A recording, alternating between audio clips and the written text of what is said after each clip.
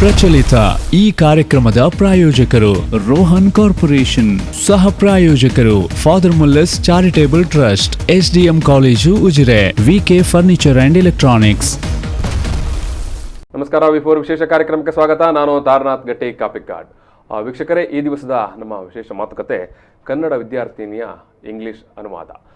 ಈಗಾಗಲೇ ನೀವು ಪತ್ರಿಕೆಗಳಲ್ಲಿ ಅಥವಾ ಟಿವಿ ಮಾಧ್ಯಮಗಳಲ್ಲಿ ನೋಡಿರ್ಬೋದು. PUC ವಿದ್ಯಾರ್ಥಿನಿ ಅಂದರೆ ಇಡೀ ತನ್ನ ವಿದ್ಯಾಭ್ಯಾಸವನ್ನು PUC ತನಕ ಕನ್ನಡದಲ್ಲೇ ಓದಿದಂಥ ವಿದ್ಯಾರ್ಥಿನಿ ಈ ಒಂದು ಲಾಕ್ಡೌನ್ ಅವಧಿಯ ಸಂದರ್ಭದಲ್ಲಿ ಆ ಒಂದು ರಜೆಯ ಅಥವಾ ತರಗತಿ ಇಲ್ಲದೇ ಇರುವಂಥ ಸಮಯವನ್ನು ಸದುಪಯೋಗಪಡಿಸಿಕೊಂಡು ಒಂದು ಕನ್ನಡ ಪುಸ್ತಕವನ್ನು ಇಂಗ್ಲೀಷಿಗೆ ಅನುವಾದಿಸಿದ್ದಾಳೆ. ಬಹುಮುಖ್ಯವಾಗಿ ಗಮನಿಸಬೇಕಾದದ್ದು ಅದು ಸ್ಪರ್ಧಾತ್ಮಕ ಪರೀಕ್ಷೆಗೆ ಬರೀಲಿಕ್ಕೆ ರೆಫರೆನ್ಸ್ ಪುಸ್ತಕ ಅಂತ ಒಂದು ಕರ್ನಾಟಕ ಜನರಲ್ ನಾಲೆಜ್ ಅನ್ನುವ ಒಂದು ಪುಸ್ತಕವನ್ನು ಅಧ್ಯಯನ ಅದನ್ನು ಕನ್ನಡದಿಂದ ಇಂಗ್ಲೀಷಿಗೆ ಅನುವಾದ ಮಾಡಿದ್ದಾಳೆ. ಇವತ್ತು ಅಧ್ಯಯನ ನಮ್ಮ ಜೊತೆಗೆ ಸ್ಟುಡಿಯೋದಲ್ಲಿ ಇದ್ದಾಳೆ. ಜೊತೆಗೆ ಆಕೆಯ ತಂದೆ ಅರವಿಂದ ಚೊಕ್ಕಾಡಿ ಅವರು ಕೂಡ ನಮ್ಮ ಸ್ಟುಡಿಯೋದಿದ್ದಾರೆ. ನಾನು ಇಬ್ಬರನ್ನು ಕೂಡ, ಅರವಿಂದ ಚೊಕ್ಕಾಡಿ ಅವರನ್ನು ಮತ್ತು ಅಧ್ಯಯನ ಇಬ್ಬರನ್ನು ಕೂಡ ಪ್ರೀತಿಯಿಂದ ಈ ಒಂದು ಕಾರ್ಯಕ್ರಮಕ್ಕೆ ಸ್ವಾಗತ ಮಾಡ್ತಾ ಇದ್ದೇನೆ. ಅಧ್ಯಯನ ಮತ್ತು ಅರವಿಂದ್ ಚೊಕ್ಕಾಡಿ ಅವರಿಗೆ ಎಸ್ ಎಸ್ ಎಸ್ ವೀಕ್ಷಕರೇ, ಅರವಿಂದ ಚೊಕ್ಕಾಡಿಯವರು ನಿಮ್ಮೆಲ್ಲರಿಗೂ ಗೊತ್ತಿರುವವರು ಕನ್ನಡದ ಬಹುದೊಡ್ಡ ಶ್ರೇಷ್ಠ ಚಿಂತಕರಲ್ಲಿ ಒಬ್ಬರು. ಅದು ಶೈಕ್ಷಣಿಕ ವಿಚಾರ ಇರಬಹುದು, ಶಿಕ್ಷಣ ಇರಬಹುದು, ಅಥವಾ ಸಾಮಾಜಿಕ ವಿಚಾರಧಾರಿಗಳು ಇರಬಹುದು. ಗಾಂಧಿ ಇರಬಹುದು, ನಾರಾಯಣ ಗುರು ಇರಬಹುದು, ಅಥವಾ ಯಾವುದೇ ಸಮಾಜ ಸುಧಾರಕರ ಬಗ್ಗೆ ಇರಬಹುದು. ತುಂಬ ಅತ್ಯಂತ ನಿಖರವಾಗಿ, ಅಧಿಕೃತವಾಗಿ ವೇದ ಉಪನಿಷತ್ತುಗಳ ಬಗ್ಗೆ ಮಾತನಾಡಬಲ್ಲಂಥ ಅಪೂರ್ವ ಚಿಂತಕರು. ಮತ್ತು ಬಹುಮುಖ್ಯವಾಗಿ ಶಿಕ್ಷಣದ ಮಾಧ್ಯಮ ಕನ್ನಡ ಎಲ್ಲ ವಿಚಾರವಾಗಿ, ಕನ್ನಡ ಸಾಹಿತ್ಯ ವಿಚಾರವಾಗಿ ಎಲ್ಲ ತುಂಬ ನೇರವಾಗಿ ಮತ್ತು ಸ್ಪಷ್ಟವಾಗಿ ಮತ್ತು ತನ್ನದೇ ಆದಂಥ ಒಂದು ಸ್ವತಂತ್ರವಾದಂಥ ಒಂದು ನೆಲೆಯಲ್ಲಿ ನಿಂತು ಮಾತನಾಡಬಲ್ಲಂಥ ಒಬ್ಬ ಅಪೂರ್ವ ಮತ್ತು ಅಪರೂಪದ ಚಿಂತಕ ಅರವಿಂದ ಚೊಕ್ಕಾಡಿಯವರು. ಅರವಿಂದ ಚೊಕ್ಕಾಡಿಯವರ ಮಗಳೇ ಅಧ್ಯಯನ ಇವತ್ತು ದ್ವಿತೀಯ PUCಯ ವಿದ್ಯಾರ್ಥಿನಿ, ಮೂಡಬಿದಿರೆಯ ಮಹಾವೀರ ಕಾಲೇಜಿನ ದ್ವಿತೀಯ PUC ವಿದ್ಯಾರ್ಥಿನಿ. ಈಕೆ ಈ ಒಂದು ಲಾಕ್ಡೌನ್ ಅವಧಿಯಲ್ಲಿ ನೀವು ಈಗಾಗಲೇ ನೋಡಿರ್ತೀರಿ.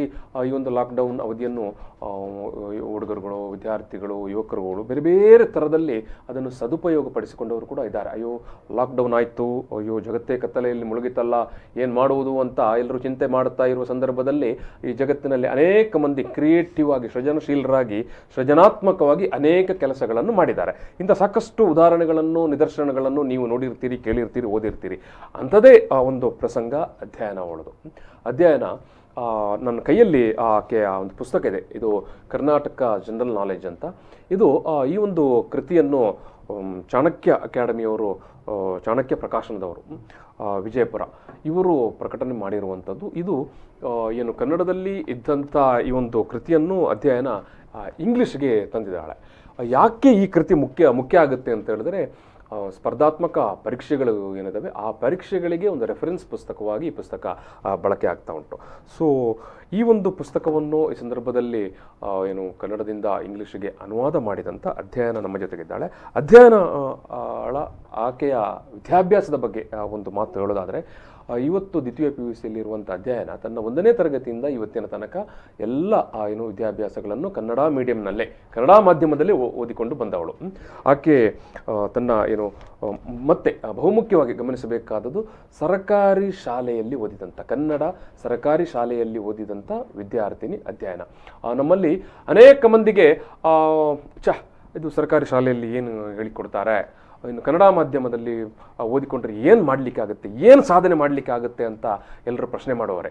ಬಟ್ ಆ ಕನ್ನಡ ಮಾಧ್ಯಮದಲ್ಲೇ ಓದಿದಂಥ ಹುಡುಗಿ ಇಂಗ್ಲೀಷ್ಗೆ ಒಂದು ಏನು ಬಹುಮುಖ್ಯವಾದಂಥ ಒಂದು ಪುಸ್ತಕವನ್ನು ಬರೆದಿದ್ದಾಳೆ ಅಥವಾ ತಂದಿದ್ದಾಳೆ ಅಂತ ಹೇಳಿದ್ರೆ ಅದು ಭಾರಿ ಮಹತ್ವದ ವಿಚಾರ.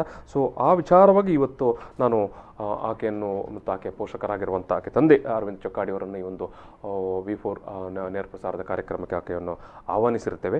ಸೊ ನಾನು ಹೇಳಿದಾಗೆ ಏನು ಅಧ್ಯಯನ ತನ್ನ ಇಡೀ ವಿದ್ಯಾಭ್ಯಾಸವನ್ನು ಕನ್ನಡ ಮಾಧ್ಯಮದಲ್ಲಿ ಮಾಡಿದವಳು. 1ನೇ ತರಗತಿಯಿಂದ 6ನೇ ತರಗತಿ ತನಕ ಕೊಡಂಗಲ್ಲು ಸರ್ಕಾರಿ ಹಿರಿಯ ಪ್ರಾಥಮಿಕ ಶಾಲೆಯಲ್ಲಿ ಓದಿದ್ದಾಳೆ. ಆನಂತರ 7ನೇ ತರಗತಿಯನ್ನು ಪೆರಿಂಜೆಯ ಸರ್ಕಾರಿ ಹಿರಿಯ ಹಿರಿಯ ಪ್ರಾಥಮಿಕ ಶಾಲೆಯಲ್ಲಿ ಓದಿದ್ದಾಳೆ. ಅನಂತರ 8ನೇ ತರಗತಿಯನ್ನು ಜೈನ ಪ್ರೌಢಶಾಲೆ ಮೂಡಬಿದರೆಯಲ್ಲಿ, ಅನಂತರ 9 ಮತ್ತು 10ನೇ ತರಗತಿಯನ್ನು ಮೂಡಬಿದರೆ ಪ್ರಾಂತ್ಯದ ಸರ್ಕಾರಿ ಪ್ರೌಢಶಾಲೆಯಲ್ಲಿ ಓದಿದ್ದಾಳೆ. ಅನಂತರ PUCಗೆ ಬಂದಾಗ PUCಯಲ್ಲಿ ಕೂಡ ಆಕೆ ಕಲಾ ವಿಭಾಗವನ್ನು ಆಯ್ಕೆ ಮಾಡಿಕೊಂಡಿದ್ದಾಳೆ, ಆರ್ಟ್ಸ್. ಅದು ಮೂಡಬಿದರೆ ಮಾವೇರ ಕಾಲೇಜಿನಲ್ಲಿ. ಸೊ ಒಟ್ಟು ಆಕೆ ತನ್ನ ಇಡೀ ವಿದ್ಯಾಭ್ಯಾಸವನ್ನು ಕನ್ನಡ ಮಾಧ್ಯಮದಲ್ಲಿ ಮಾಡಿರುವಂಥದ್ದು ಮತ್ತು ಬಹುತೇಕ ಅಧ್ಯಯನವನ್ನು ಸರ್ಕಾರಿ ಶಾಲೆಯಲ್ಲಿ ಮಾಡಿರುವಂಥದ್ದು. ಇದು ಒಂದು ಪ್ರೇರಣೆಯ ವಿಚಾರ. ಸೊ ಇದೊಂದು ಏನು ನೋಡ್ತಾ ಇರುವಂಥ ವೀಕ್ಷಕರಿಗೆ, ಕೇಳ್ತಾ ಇರುವಂಥ ವೀಕ್ಷಕರಿಗೆ ಮತ್ತು ವಿದ್ಯಾರ್ಥಿಗಳಿಗೆ, ಯುವ ಜನರಿಗೆ ಒಂದು ಪ್ರೇರಣೆ ಆಗಬೇಕು. ನಮ್ಮ ಸರ್ಕಾರಿ ಶಾಲೆ, ನಮ್ಮ ಕನ್ನಡ ಮಾಧ್ಯಮ ಶಾಲೆಯಲ್ಲಿ ಕೂಡ ಉನ್ನತ ಮಟ್ಟದ ಶ್ರೇಷ್ಠ ಮಟ್ಟದ ಶಿಕ್ಷಣ ಲಭಿಸ್ತಾ ಉಂಟು. ನಮ್ಮ ಸರ್ಕಾರಿ ಶಾಲೆಗಳು, ನಮ್ಮ ಕನ್ನಡ ಮಾಧ್ಯಮಗಳು ಶ್ರೇಷ್ಠ ವ್ಯಕ್ತಿಗಳನ್ನು ತಯಾರು ಮಾಡ್ತಾ ಇದ್ದಾರೆ ಅನ್ನೋದನ್ನು ತೋರಿಸಿಕೊಡಬೇಕು ಅನ್ನುವಂಥ ಸಲುವಾಗಿ ಒಂದು ಪ್ರೇರಣೆಯ ಒಂದು ಸದಾಶಯದ ಕಾರ್ಯಕ್ರಮ ಇದು. ಸೊ ನಾನು ಈ ಸಂದರ್ಭದಲ್ಲಿ ಮಾತುಕತೆಯನ್ನು ಆರಂಭಿಸುವ ಸಂದರ್ಭದಲ್ಲಿ ನಾನು ಮೊದಲಾಗಿ ಅಧ್ಯಯನಗೆ ನಿಮ್ಮೆಲ್ಲರ ಪರವಾಗಿ, ಸಮಸ್ತ ವೀಕ್ಷಕರ ಪರವಾಗಿ, V4 ಅಭಿಮಾನಿಗಳ ಪರವಾಗಿ ನಾನು ಮತ್ತೊಮ್ಮೆ ಪ್ರೀತಿಯಿಂದ ಅಭಿನಂದನೆಯನ್ನು ಸಲ್ಲಿಸ್ತಾ ಇದ್ದೇನೆ. ಅಧ್ಯಯನ, ಧನ್ಯವಾದಗಳು ಸರ್. ಎಸ್. ಈಗ ಈ ಒಂದು ಪುಸ್ತಕದ ಬಗ್ಗೆ ನಾನು ಈಗಾಗಲೇ ಹೇಳಿದೆ, ಜನರಲ್ ನಾಲೆಡ್ಜ್ ಪುಸ್ತಕ ಅಂತ. ಸೊ ಈಗ ನಿನಗೆ ತಂದೆ ಯಾವತ್ತೂ ಬರಹಗಾರರು, ಬರಿತಾ ಇರ್ತಾರೆ, ಭಾಷಣ ಮಾಡ್ತಾ ಇರ್ತಾರೆ, ಪುಸ್ತಕಗಳನ್ನು ಪ್ರಕಟಿಸ್ತಾ ಇರ್ತಾರೆ, ಸಾಹಿತ್ಯ ಸಮ್ಮೇಳನಗಳಲ್ಲಿ ಭಾಷಣ ಮಾಡ್ತಾ ಇರ್ತಾರೆ. ನಿನಗೆ ನಿನ್ನ ಕನಸು ಯಾವುದಿತ್ತು? ನೀನು ಒಂದು ವೇಳೆ ಬರೆಯುವಂಥ ಅಥವಾ ಒಂದು ಲೇಖಕಿ ಆಗಬೇಕಂತ ಸಂದರ್ಭದಲ್ಲಿ ಏನು ಬರೀಬೇಕು, ಯಾವುದನ್ನು ಮೊದಲನ್ನು ಪ್ರಕಟಣೆ ಮಾಡಬೇಕು ಅಂತ ಏನಾದರೂ ಕನಸು, ಮನಸ್ಸು ಇತ್ತ ನಿನಗೆ? ನನಗೆ ಅಂದರೆ ನಾನು ಸ್ಟಾರ್ಟಿಂಗ್ ಅಂದರೆ ಇವಾಗಲೇ ನನ್ನ ರೈಟಿಂಗ್ ಲೈಫನ್ನು ಸ್ಟಾರ್ಟ್ ಮಾಡಬೇಕಂತ ಅಂದ್ಕೊಂಡಿಲ್ಲ. ಅಂದರೆ ಜಾಬ್ ಎಲ್ಲ ಆದ ನಂತರ ನಾನು ಆ ಯೋಚನೆಯಲ್ಲಿದ್ದೆ.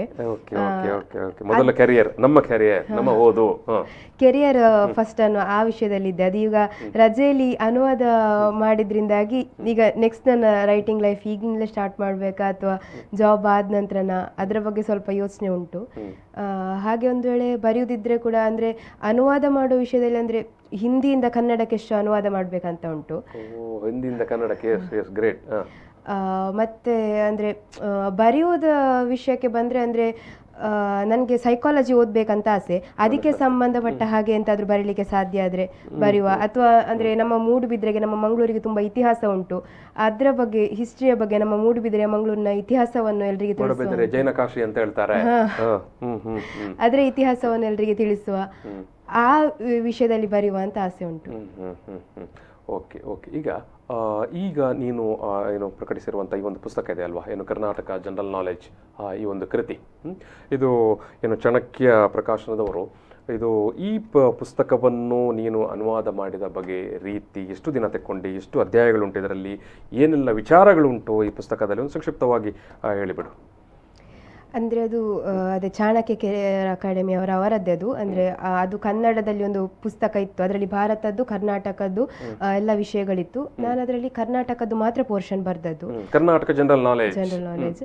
ಅದರಲ್ಲಿ ರಾಜಕೀಯ ವಿಷಯಗಳಾಗಿರ್ಬೋದು, ಆರ್ಥಿಕ ವಿಷಯಗಳಾಗಿರ್ಬೋದು, ಟೋಟಲ್ ಆಗಿ ಕರ್ನಾಟಕಕ್ಕೆ ಸಂಬಂಧಿಸಿದಂಥ ಹಿಸ್ಟಾರಿಕಲ್ ವಿಷಯಗಳಾಗಿರ್ಬೋದು, ಎಲ್ಲ ಮಾಹಿತಿಗಳು ಅದರಲ್ಲಿ ಉಂಟು. ಇದನ್ನೊಂದು ಮುಗಿಸ್ಲಿಕ್ಕೆ ಒಂದೂವರೆ ತಿಂಗಳು ಸುಮಾರು ಆಸುಪಾಸು ಹಿಡಿತು ನನಗೆ. ಅದ್ರ ಜೊತೆಗೆ ಅಂದರೆ ಕ್ಲಾಸಸ್ ಅಂದರೆ ನೋಟ್ಸ್ ಎಲ್ಲ ಕಂಪ್ಲೀಟ್ ಮಾಡಬೇಕಿತ್ತು, ಅದರ ಜೊತೆಗೆಲ್ಲ ಸೇರಿ 1.5 ತಿಂಗಳು 2 ತಿಂಗಳಲ್ಲಿ ಕಂಪ್ಲೀಟ್ ಮಾಡಿದ್ದೇನೆ. ಸುಮಾರು 165 ಪುಟಗಳಿದ್ದಾವೆ. ಹೌದು.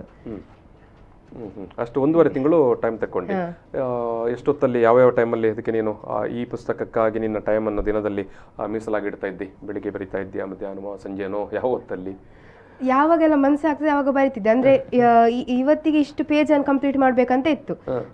ಅಷ್ಟು ಪೇಜ್ ಅನ್ನು ಬೆಳಗ್ಗೆ ಆದ್ರೆ ಆದಷ್ಟು ಬೇಗ ಕಂಪ್ಲೀಟ್ ಮಾಡ್ಲಿಕ್ಕೆ ನೋಡ್ತಿದ್ದೆ. ಒಂದ್ ವೇಳೆ ಮನಸ್ಸೇ ಬರದಿದ್ರೆ ಮಧ್ಯಾಹ್ನ ಮಲಗಿ ರಾತ್ರಿ ಚಂದ ಕುತ್ಕೊಂಡು ಬರಿತಿದ್ದೆ. ಆ ಟೈಮಲ್ಲಿ ಮನಸ್ಸು ಪ್ರಶಾಂತವಾಗಿರುತ್ತೆ, ಆ ಟೈಮಲ್ಲಿ ಬರೀಲಿಕ್ಕೆ ಈಸಿ ಆಗ್ತದೆ. ನಿನಗೆ ಯಾವಾಗ ಮನಸ್ಸು ಬರ್ತಾ ಇತ್ತು ಆ ಟೈಮಲ್ಲಿ ನೀನು ಬರಿತಾ ಇದ್ದೆ. ಈ ಒಂದು ಪುಸ್ತಕವನ್ನು ಬರೆಯುವ ಸಂದರ್ಭದಲ್ಲಿ ನಿನಗೆ ಯಾರು ತಂದೆ ಸಹಾಯ ಮಾಡ್ತಾ ಇದ್ರಾ, ಅಥವಾ ನೀನೊಬ್ಬಳೇ ಇದನ್ನು ಮುಂದುವರಿದ್ಯಾ, ಹೇಗೆ, ಯಾವ ರೀತಿ? ಇಲ್ಲ, ಅಂದ್ರೆ ಕೆಲವೊಂದು ಪದಗಳು ತುಂಬಾ ಕ್ಲಿಷ್ಟವಾದಂತ ಕೆಲವು ಪದಗಳೆಲ್ಲ ಬರ್ತದೆ. ಅಂತ ಟೈಮಲ್ಲಿ ಒಂದು ಅಪ್ಪ ಇರ್ತಿದ್ರೆ ಅಪ್ಪನ ಹತ್ರ ಕೇಳ್ತಿದ್ದೆ. ಅಂದ್ರೆ ಅಪ್ಪ ಯಾವಾಗ್ಲೂ ಇರಲ್ಲ, ಅವರಂದ್ರೆ ಸ್ಕೂಲ್ಗೆ ಹೋಗಿರ್ತಾರಲ್ಲ, ಆ ಟೈಮಲ್ಲಿ ಅಂದ್ರೆ ಗೂಗಲ್ ಅಥವಾ ಡಿಕ್ಷನರಿ ಇದ್ರ ಹೆಲ್ಪ್ ಇಂದ ಬರೀತಿದ್ದೆ. ಅಪ್ಪ ಇದ್ದಾಗ ಅಪ್ಪನ ಹತ್ರ ಸಹ ಕೇಳಿ ಬರ್ದದ್ದು ಉಂಟು. ಈಗ ಓಕೆ, ಈ ಒಂದು ಪುಸ್ತಕದ ಬಗ್ಗೆ ಇದು ಚೊಕ್ಕಾಡಿಯವರೇ, ನೀವು ಇದು ಮಗಳಿಗೆ ಒಂದು ಅಸೈನ್ಮೆಂಟ್ ಲಾಕ್ಡೌನ್ ಟೈಮ್ ಅಸೈನ್ಮೆಂಟ್ ಅಂತ ಕೊಟ್ಟರಾ ಅಥವಾ ಹೇಗೆ ಅವಳಿಗೆ ಇದನ್ನೊಂದು ಬರೀಲಿಕ್ಕೆ ಹೇಗೆ ಏನು ಯಾಕೆ ಕಾರಣ ಆಯಿತು ಅಂತ? ಅದು ಅಸೈನ್ಮೆಂಟ್ ಏನು ನಾನು ಕೊಟ್ಟದ್ದಲ್ಲ. ಬಿಜಾಪುರದ ಚಾಣಕ್ಯ ಕರಿಯರ್ ಅಕಾಡೆಮಿಯ NM ಬಿರಾದಾರರು ನನಗೆ ಸುಮಾರು ಒಂದು 20 ವರ್ಷದಿಂದ ಸ್ನೇಹಿತರು. ಅವರ ಹಲವು ಕೆಲಸಗಳನ್ನು ನಾನು ಮಾಡಿಕೊಟ್ಟಿದ್ದೇನೆ, ಅಲ್ಲಿ ಕ್ಲಾಸಿಗೂ ಹೋಗಿದ್ದೇನೆ, ಅವರ ಪುಸ್ತಕಗಳನ್ನು ಮಾಡಿಕೊಟ್ಟಿದ್ದೇನೆ. ಅವರು ನನ್ನ ಮುಂದೆ ಪ್ರಸ್ತಾಪವನ್ನು ಇಟ್ಟರು. ಯಾಕೆಂದ್ರೆ ಕರ್ನಾಟಕದ ಕುರಿತಾಗಿ ಕನ್ನಡದಲ್ಲಿ ಮಾಹಿತಿಗಳು ಸಿಗ್ತವೆ.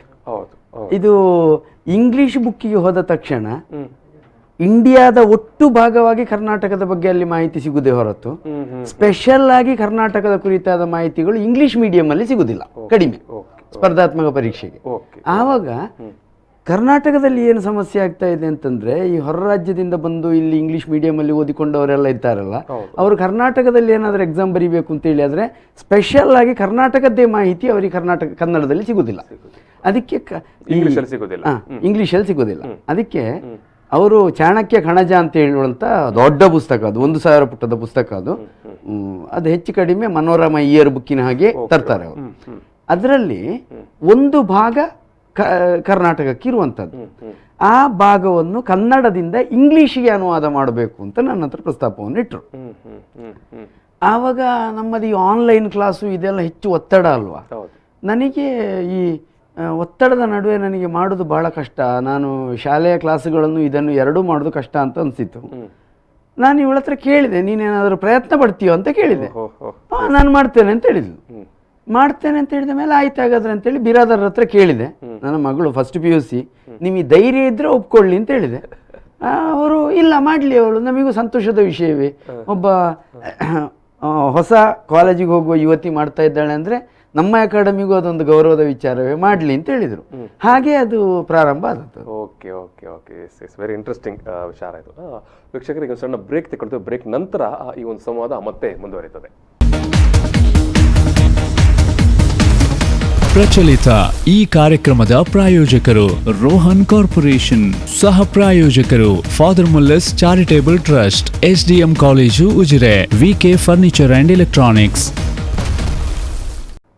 ಕನ್ನಡ ವಿದ್ಯಾರ್ಥಿನಿಯ ಇಂಗ್ಲಿಷ್ ಅನುವಾದ, ಈ ಒಂದು ವಿಶೇಷ ಮಾತುಕತೆಗೆ ಮತ್ತೊಮ್ಮೆ ಸ್ವಾಗತ. ಈ ಸಂದರ್ಭದಲ್ಲಿ ನಮ್ಮ ಜೊತೆಗೆ ವಿದ್ಯಾರ್ಥಿನಿ ಅಧ್ಯಯನ ಮತ್ತು ಆಕೆಯ ತಂದೆ ಶಿಕ್ಷಣ ತಜ್ಞರಾಗಿರುವಂಥ ಅರವಿಂದ ಚೊಕ್ಕಾಡಿ ಅವರಿದ್ದಾರೆ. ಅರವಿಂದ ಚೊಕ್ಕಾಡಿ ಅವರು ಬೆಳ್ತಂಗಡಿಯ ಮೊರಾರ್ಜಿ ದೇಸಾಯಿ ವಸತಿ ಶಾಲೆಯ ಅಲ್ಲಿ ಶಿಕ್ಷಕರಾಗಿದ್ದಾರೆ. ಅಧ್ಯಯನ ಮೂಡಬಿದಿರೆಯ ಮಹಾವೀರ ಕಾಲೇಜಿನಲ್ಲಿ PUCಯಲ್ಲಿ ಕಲಾ ವಿಭಾಗದಲ್ಲಿ ಓದ್ತಾ ಇದ್ದಾಳೆ. ಈಗಾಗಲೇ ಹೇಳಿದಂತೆ ಅಧ್ಯಯನ ತನ್ನ ಇಡೀ ಹೈಸ್ಕೂಲ್ ಪದವಿಯಿಂದ ಈ ಒಂದು PUC ತನಕ ಓದಿದ್ದು ಕನ್ನಡ ಮಾಧ್ಯಮದಲ್ಲಿ. ಕನ್ನಡ ಮಾಧ್ಯಮದಲ್ಲಿ ಓದ್ತಾ ಈ ಒಂದು ವಿದ್ಯಾರ್ಥಿನಿ ಲಾಕ್ಡೌನ್ ಅವಧಿಯಲ್ಲಿ ಮಾಡಿರುವಂಥ ಬಹುದೊಡ್ಡ ಸಾಧನೆ ಮತ್ತು ಅದೊಂದು ಪ್ರೇರಣೆ ಯಾರಿಗೆ, ಇಡೀ ಕನ್ನಡ ನಾಡಿನ ವಿದ್ಯಾರ್ಥಿಗಳಿಗೆ ಮತ್ತು ಪೋಷಕರಿಗೆ. ಆಕೆ ಕನ್ನಡದಲ್ಲಿ ಓದ್ತಾ, ಸರ್ಕಾರಿ ಶಾಲೆಯಲ್ಲಿ ಓದ್ತಾ ಒಂದು ಕನ್ನಡ ಪುಸ್ತಕವನ್ನು ಇಂಗ್ಲಿಷ್ಗೆ ಅನುವಾದ ಮಾಡಿದ್ದಾಳೆ. ಮತ್ತು ಇದು ಏನು ಕೇವಲ ಏನು ಪುಸ್ತಕ, ಇದು ಕೇವಲ ಒಂದು ಸಣ್ಣ ಮಟ್ಟದ ಪುಸ್ತಕ ಅಂತ ತಿಳ್ಕೊಳ್ಳುವಾಗಿಲ್ಲ. ಇದು ಇಡೀ ರಾಜ್ಯದ ಸಮಗ್ರ ಮಾಹಿತಿಯನ್ನು ಒಳಗೊಂಡಂಥ ಮತ್ತು ಸ್ಪರ್ಧಾತ್ಮಕ ಪರೀಕ್ಷೆಗೆ ಒಂದು ರೆಫರೆನ್ಸ್ ಪುಸ್ತಕ. ಇದು ಏನು ಬಿಜಾಪುರ ಚಾಣಕ್ಯ ಅಕಾಡೆಮಿಯವರು ಈ ಒಂದು ಪುಸ್ತಕವನ್ನು ಪ್ರಕಟಿಸಿದ್ದಾರೆ. ನಾನು ಈಗಾಗಲೇ ಮಾತನಾಡೋ ಸಂದರ್ಭದಲ್ಲಿ ಅಧ್ಯಯನಗೆ ಕೇಳಿದೆ ಯಾವ ರೀತಿ ಬರೆದಿ ಏನು ವಿಚಾರ ಅಂತ. ಸೊ ಮತ್ತೆ ನಾನು ಈ ಒಂದು ಮಾತುಕತೆಯನ್ನು ಮುಂದುವರಿಸಿದ ಸಂದರ್ಭದಲ್ಲಿ ಇದು ಅಧ್ಯಯನ, ಈಗ ನೀನು ಸಾಮಾನ್ಯವಾಗಿ ನಿನ್ನ ತರಗತಿಯ ಮಕ್ಕಳು ಅಥವಾ ವಿದ್ಯಾರ್ಥಿಗಳು ಏನು ಲಾಕ್ಡೌನ್ ಅವಧಿಯಲ್ಲಿ ಅವರು ಮಾಡಿರುವ ಚಟುವಟಿಕೆಗಳು ಮತ್ತು ನೀನು ಈಗ ತಂದಿರುವಂಥ ಈ ಒಂದು ದೊಡ್ಡ ಕೃತಿ ಇದೆ ಅಲ್ವಾ, ಸಾಧನೆ ನಮ್ಮ ಎದುರಿಗೆ ಇದೆ. ಇದನ್ನೆಲ್ಲ ನಿನ್ನ ತರಗತಿಯವರು, ಈಗ ಮೊನ್ನೆ ಈ ಪುಸ್ತಕ ಬಿಡುಗಡೆ ಆಯಿತು, ಇಲ್ಲಿ ಬೆಳ್ತಂಗಡಿಯಲ್ಲಿ ಬಿಡುಗಡೆ ಆಯಿತು. ಬಿಡುಗಡೆ ಆದ ನಂತರ ನಿನ್ನ ಸ್ನೇಹಿತರು, ನಿನ್ನ ತರಗತಿಯವರು ಏನೆಲ್ಲ ಹೇಳ್ತಾ ಇದ್ದಾರೆ? ಅಂದ್ರೆ ಅವರಿಗೆ ಒಂಥರ ಪ್ರೌಡ್ ಫೀಲ್ ಉಂಟು, ನಮ್ಮ ಫ್ರೆಂಡ್ ಹೀಗೆ ಪುಸ್ತಕ ಬರ್ದಿದ್ದಾಳೆ ಅಂತ. ನಮ್ಮ ಫ್ರೆಂಡಿಗೆ ಲೇಖಕಿ ಅಂತ, ಲೇಖಕಿಯಾಗಿ ಹೋಗಿದ್ದಿ ಅಂತೆಲ್ಲ ತುಂಬಾ ಖುಷಿಯಲ್ಲಿ ಹೇಳ್ತಿದ್ರು. ಎಲ್ಲರೂ ಸಹ ಮೆಸೇಜ್ ಮಾಡಿ ತುಂಬಾ ಕಂಗ್ರಾಚುಲೇಷನ್ಸ್ ಎಲ್ಲ ಬಂತು. ಹೀಗೆ ತುಂಬಾ ಇನ್ನು ಮುಂದೆ ಸಹ ಬರಿ ಅಂತ ತುಂಬಾ ಜನ ಉತ್ತೇಜನ ಕೊಟ್ರು. ನಿನ್ನ ನಮ್ಮ ಫ್ರೆಂಡ್ ಆಗಿ ಪಡೆದಕ್ಕೆ ಪುಣ್ಯ ಅಂತೆಲ್ಲ ಹೇಳಿದ್ರು. ಈಗ ನಿನ್ನ ಬಂಧು ಬಳಗದವರು ಏನ್ ಹೇಳ್ತಾರೆ, ಏನ್ ಹೇಳಿದ್ದಾರೆ? ಅವರಿಗೆ ಸಹ ತುಂಬಾ ಖುಷಿ ಉಂಟು. ಅಪ್ಪನ ಹತ್ರ ಅಜ್ಜಿ ಹತ್ರ ಎಲ್ಲ ಕಾಲ್ ಮಾಡಿ ಅಲ್ಲ, ಇದು ಒಳ್ಳೇದಾಗ್ಲಿ, ಅವಳು ಇನ್ನೂ ಸಹ ತುಂಬಾ ಬರೀಲಿ, ಹೀಗೆ ಹೆಸರು ಮಾಡ್ಲಿ, ಮುಂದೆ ಹೋಗ್ಲಿ ಜೀವನದಲ್ಲಿ ಅಂತೆಲ್ಲ ತುಂಬಾ ಹೇಳಿದ್ದಾರೆ. ನಂಗೆ ಸಹ ತುಂಬಾ ಪ್ರೋತ್ಸಾಹ ಕೊಟ್ಟಿದ್ದಾರೆ. ಈಗ ಮೊನ್ನೆ ಈ ಒಂದು ಕೃತಿ ಬಿಡುಗಡೆ ಸಂದರ್ಭದಲ್ಲಿ ಆ ಬಿಡುಗಡೆ ಸಂದರ್ಭ ತನಕ ನಿನ್ನ ಒಂದು ಏನು ಥ್ರಿಲ್ ಯಾವ ರೀತಿ ಇತ್ತು ಅಂತ?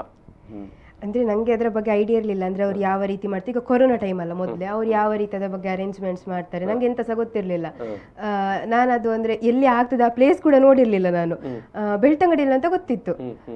ಅದಕ್ಕೆ ನಾನು ಹೇಗಿರ್ಬೋದಾ, ಮಾಡ್ತಾರೆ ದೇವಿಪ್ರಸಾದ್ ಅದು ದೇವಿಪ್ರಸಾದ್ ಜೈ ಕನ್ನಡ ನಮ್ಮ ಪತ್ರಿಕೆಯವರು, ಅವ್ರು ಅದನ್ನ ಮಾಡಿದ್ದು, ಅವ್ರು ಮಾಡ್ತಾರೆ ಅಂದ್ಮೇಲೆ ಚೆನ್ನಾಗಿ ಮಾಡ್ತಾರೆ ಅಂದ್ಕೊಂಡು ಸುಮ್ಮನೆ ಹೋದೆ ನಾನು. ಖುಷಿ ಆಯ್ತು, ಅವ್ರು ತುಂಬಾ ಚೆನ್ನಾಗಿ ಅರೇಂಜ್ ಮಾಡಿದ್ರು. ನಂಗೆ ಅಲ್ಲಿ ಒಂಥರ ಮಾತಾಡ್ಲಿಕ್ಕೆ ಒಂಥರ ಮುಕ್ತ ವೇದಿಕೆ ಸಿಕ್ಕಿದ ಹಾಗೆ ಆಯ್ತು. ಅಂದ್ರೆ ನನ್ನ ಅನಿಸಿಕೆ ಹೇಳಲಿಕ್ಕೆ ನಂಗೆ ಒಂದು ಟೈಮ್ ಸಿಕ್ಕಿದಾಗ ಆಯ್ತು. ಖುಷಿ ಆಯ್ತು, ಎಲ್ಲರನ್ನು ಭೇಟಿಯಾಗಿ ತುಂಬಾ ಜನ ಕಂಗ್ರಾಟ್ಸ್ ಹೇಳಿದ್ರು, ಆಶೀರ್ವಾದ ಮಾಡಿದ್ರು. ಅದು ತುಂಬಾ ಖುಷಿ ಆಯ್ತು. ಏನ್ ಮಾತನಾಡಿದಿ ಆ ದಿವಸ ಅಲ್ಲಿ ನೀನು? ಅಂದ್ರೆ ನಾನು ಇಲ್ಲಿ ತನಕ ಅಂದ್ರೆ ಎಂತ ನನ್ನ ಹತ್ರ ಪ್ರಶ್ನೆ ಕೇಳಿದ್ರು ಅಂದ್ರೆ ಯಾರಾದ್ರೂ ಕೇಳ್ತಿದ್ರು, ನಾನು ಅದಕ್ಕೆ ಆನ್ಸರ್ ಮಾಡ್ತಿದ್ದೆ. ಆದ್ರೆ ಅಲ್ಲಿ ನನ್ನ ಅನಿಸಿಕೆನೆ ಹೇಳಲಿಕ್ಕೆ ಅಂತ ಬಿಟ್ಟಾಗ ನನ್ನ ಈ ಪುಸ್ತಕದ ಬಗ್ಗೆ ನನ್ಗೆ ಇರುವ ಆಸೆಗಳು, ಮತ್ತೆ ಅದಕ್ಕೆ ನಂಗೆ ಯಾರೆಲ್ಲ ಸಪೋರ್ಟ್ ಮಾಡಿದ್ರು, ಅಂದ್ರೆ ಹೇಗೆ ಟೈಮ್ ಸ್ಪೆಂಡ್ ಆಯ್ತು, ಅಂದ್ರೆ ನಾನು ಪುಸ್ತಕ ಬರಿತಾ ಇದ್ದ ಸಮಯಗಳು ಯಾವ ರೀತಿ ಇತ್ತು, ಎಸ್ಪೆಷಲಿ ನನ್ನ ಕನಸುಗಳ ಬಗ್ಗೆ, ಆ ಪುಸ್ತಕದ ಬಗ್ಗೆ ಇರೋ ಕನಸುಗಳ ಬಗ್ಗೆ ಎಲ್ಲ ಸ್ವಲ್ಪ ಹಂಚಿಕೊಂಡೆ. ಈಗ ಭಾಷಣ ಮಾಡುವಾಗ ತಂದೆ ಕೂಡ ಅಲ್ಲಿದ್ರು ಅಲ್ವಾ? ತಂದೆ ಮುಂದೆ ಭಾಷಣ ಮಾಡುವಾಗ ಹೇಗೆ ಅನಿಸಿತು? ತಂದೆ ತುಂಬಾ ಕಡೆ ಹೋಗಿ ಭಾಷಣ ಮಾಡ್ತಾರೆ, ಬರೀತಾರೆ, ಏನ್ ಹೇಳಿದ್ರು ಆಮೇಲೆ ತಂದೆ ಮನೆಗೆ ಬಂದು? ಅವರಿಗೆ ತುಂಬಾ ಪ್ರೌಡ್ ಫೀಲ್ ಆಯ್ತಾ, ನನ್ನ ಮಗಳು ನನ್ಗೇನು ಕಮ್ಮಿ ಇಲ್ಲ, ಚಂದ ಹೋಗಿ ಮಾತಾಡ್ತಾಳೆ ಎಲ್ಲರೆದುರು ಅಂತ ಹೇಳಿದ್ರು. ಎಲ್ಲರೂ ತುಂಬಾ ಜನ ಅದೇ ಹೇಳಿದ್ರು, ಅಪ್ಪನಿಗೆ ಸರಿ ಇದ್ದಾಳೆ ಮಗಳು ಸಹ, ಹೋಗಿ ಚಂದ ಮಾತಾಡಿ ಬಂದ್ರು. ಹಾಗಿದ್ರೆ ಇನ್ನು ಮುಂದೆ ಬಹುಶಃ ಒಳ್ಳೆ ಬರಿಬಹುದು ನೀನು ಕೂಡ, ಅಪ್ಪನ ತರನೇ ಅಲ್ವಾ? ಬರೆಯುವ ಆಸಕ್ತಿ ಉಂಟು, ಓದುದು ಬರೆಯುದು ತುಂಬಾ ಇಷ್ಟ ಮುಂಚೆಂದ ಸಹ. ಏನೆಲ್ಲ ಓದ್ತೀನಿ ನೀನು? ಅಂದ್ರೆ ಬುಕ್ಸ್ ಓದ್ತೇನೆ. ಅಂದ್ರೆ ಎಕ್ಸಾಮ್ ಟೈಮಲ್ಲಿ ಅಲ್ಲ, ಕಾಲೇಜ್ ಇದ್ದಾಗೆಲ್ಲ ರಿಸ್ಕ್ ತಗೊಳ್ಳಿಕ್ಕೆ ರೆಡಿ ಇಲ್ಲ, ರಜೆ ಟೈಮಲ್ಲಿ ಓದುದು. ಅಂದ್ರೆ ನಂಗೆ ಪುರಾಣಕ್ಕೆ ಸಂಬಂಧಿಸಿದ್ದು, ಮೈಥಾಲಜಿ ಅಥವಾ ಹಿಸ್ಟ್ರಿ ಆ ತರದ ವಿಷಯದಲ್ಲಿ ಆಸಕ್ತಿ ಸ್ವಲ್ಪ ಜಾಸ್ತಿ. ಅಂದ್ರೆ ಏನಾಗಿತ್ತು ಆ ಕಾಲದಲ್ಲಿ ಅಂತ ತಿಳ್ಕೊಳ್ಳಿಕ್ಕೆ, ಇತಿಹಾಸ ಮತ್ತೆ ಅದೇ ಪುರಾಣಗಳ ಬಗ್ಗೆ ಎಲ್ಲ ಓದ್ಲಿಕ್ಕೆ ತುಂಬಾ ಇಷ್ಟ. ಮಹಾಭಾರತ, ವೇದ ಆ ತರದೆಲ್ಲ ಓದ್ಲಿಕ್ಕೆ ಇಷ್ಟ. ಆ ತರದ್ದು ಓದ್ತೇನೆ. ಮತ್ತೆ ಅದೇ ಅಂದ್ರೆ ಈ ಆರ್ಟ್ಸಿಗೆ ಸಂಬಂಧಿಸಿದ ಸೈನ್ಸ್ ಕೂಡ ತುಂಬಾ ಇಷ್ಟನೇ. ಮ್ಯಾಥ್ಸ್ ಅಂದ್ರೆ ಸ್ವಲ್ಪ ಲಾಜಿಕ್ ಟೈಪ್ ಇರುವಂತದ್ದು, ಕೆಲಸ ಕೊಡುವಂತದ್ದು ಅದು ತುಂಬಾ ಇಷ್ಟ. ಆ ತರದ್ದು ಓದ್ತೇನೆ. ಪುಸ್ತಕ ಸಿಗ್ಲಿಲ್ಲ ಅಂತ ಆದ್ರೂ ಕೂಡ ನೆಟ್ಟಲ್ಲಿ ಸರ್ಚ್ ಮಾಡಿ ಕೆಲವು ಪುಸ್ತಕ ಡೌನ್ಲೋಡ್ ಮಾಡಿ ಆದ್ರೂ ಓದ್ತೇನೆ. ಮತ್ತೆ ನಂಗೆ ಕನ್ನಡ ಸಾಹಿತ್ಯ ತುಂಬಾ ಇಷ್ಟ, ಅಂದ್ರೆ ಎಸ್ಪೆಷಲಿ ಹಳೆಗನ್ನಡ ತುಂಬಾ ಇಷ್ಟ. ಆ ತರದೇನಾದ್ರೂ ಸಿಗ್ತದ ಸೋರ್ಸಸ್ ಅಂತ ಹುಡುಕಿ ಓದ್ತೇನೆ. ಯಾರು ನಿನಗೆ ತುಂಬಾ ಖುಷಿಯಾದಂತ ಪುಸ್ತಕ ಅಥವಾ ವಿಚಾರಗಳು ಯಾವುದಿರಬಹುದು? ಇಲ್ಲ ಆತರ ಅಂತಂದ್ರೆ ಪರ್ಟಿಕ್ಯುಲರ್ ಆಗಿ ಒಬ್ರೇ ಅಂತ ನನ್ಗೆ ಯಾರು ಇಲ್ಲ. ಅಂದ್ರೆ ಯಾವ್ದೇ ಆಗಿರ್ಬೋದು, ಅಂದ್ರೆ ಆ ಪುಸ್ತಕದ ಬಗ್ಗೆ ಒಂದ್ ಸ್ವಲ್ಪ ಹಿನ್ನೆಲೆ ತಿಳ್ಕೊಳ್ತೇನೆ, ಅದು ಯಾವ್ದ್ರ ಬಗ್ಗೆ ಅಂತ, ಆ ನಂತರ ಓದ್ಲಿಕ್ಕೆ ಶುರು ಮಾಡ್ತೇನೆ. ಈಗ ಇಷ್ಟೆಲ್ಲ ಓದ್ತಾ ಇರುವಾಗ ನಿನಗೆ ಈಗೊಂದು ಕನಸು, ಈಗೊಂದು ಪುಸ್ತಕ ಬಂತು, ಯಾವ ವಿಚಾರದ ಮೇಲೆ ಬರೀಬೇಕು ಅಂತ ಅನಿಸ್ತಾ ಉಂಟಾ ನಿನಗೆ ಪರ್ಟಿಕ್ಯುಲರ್ ಆಗಿ?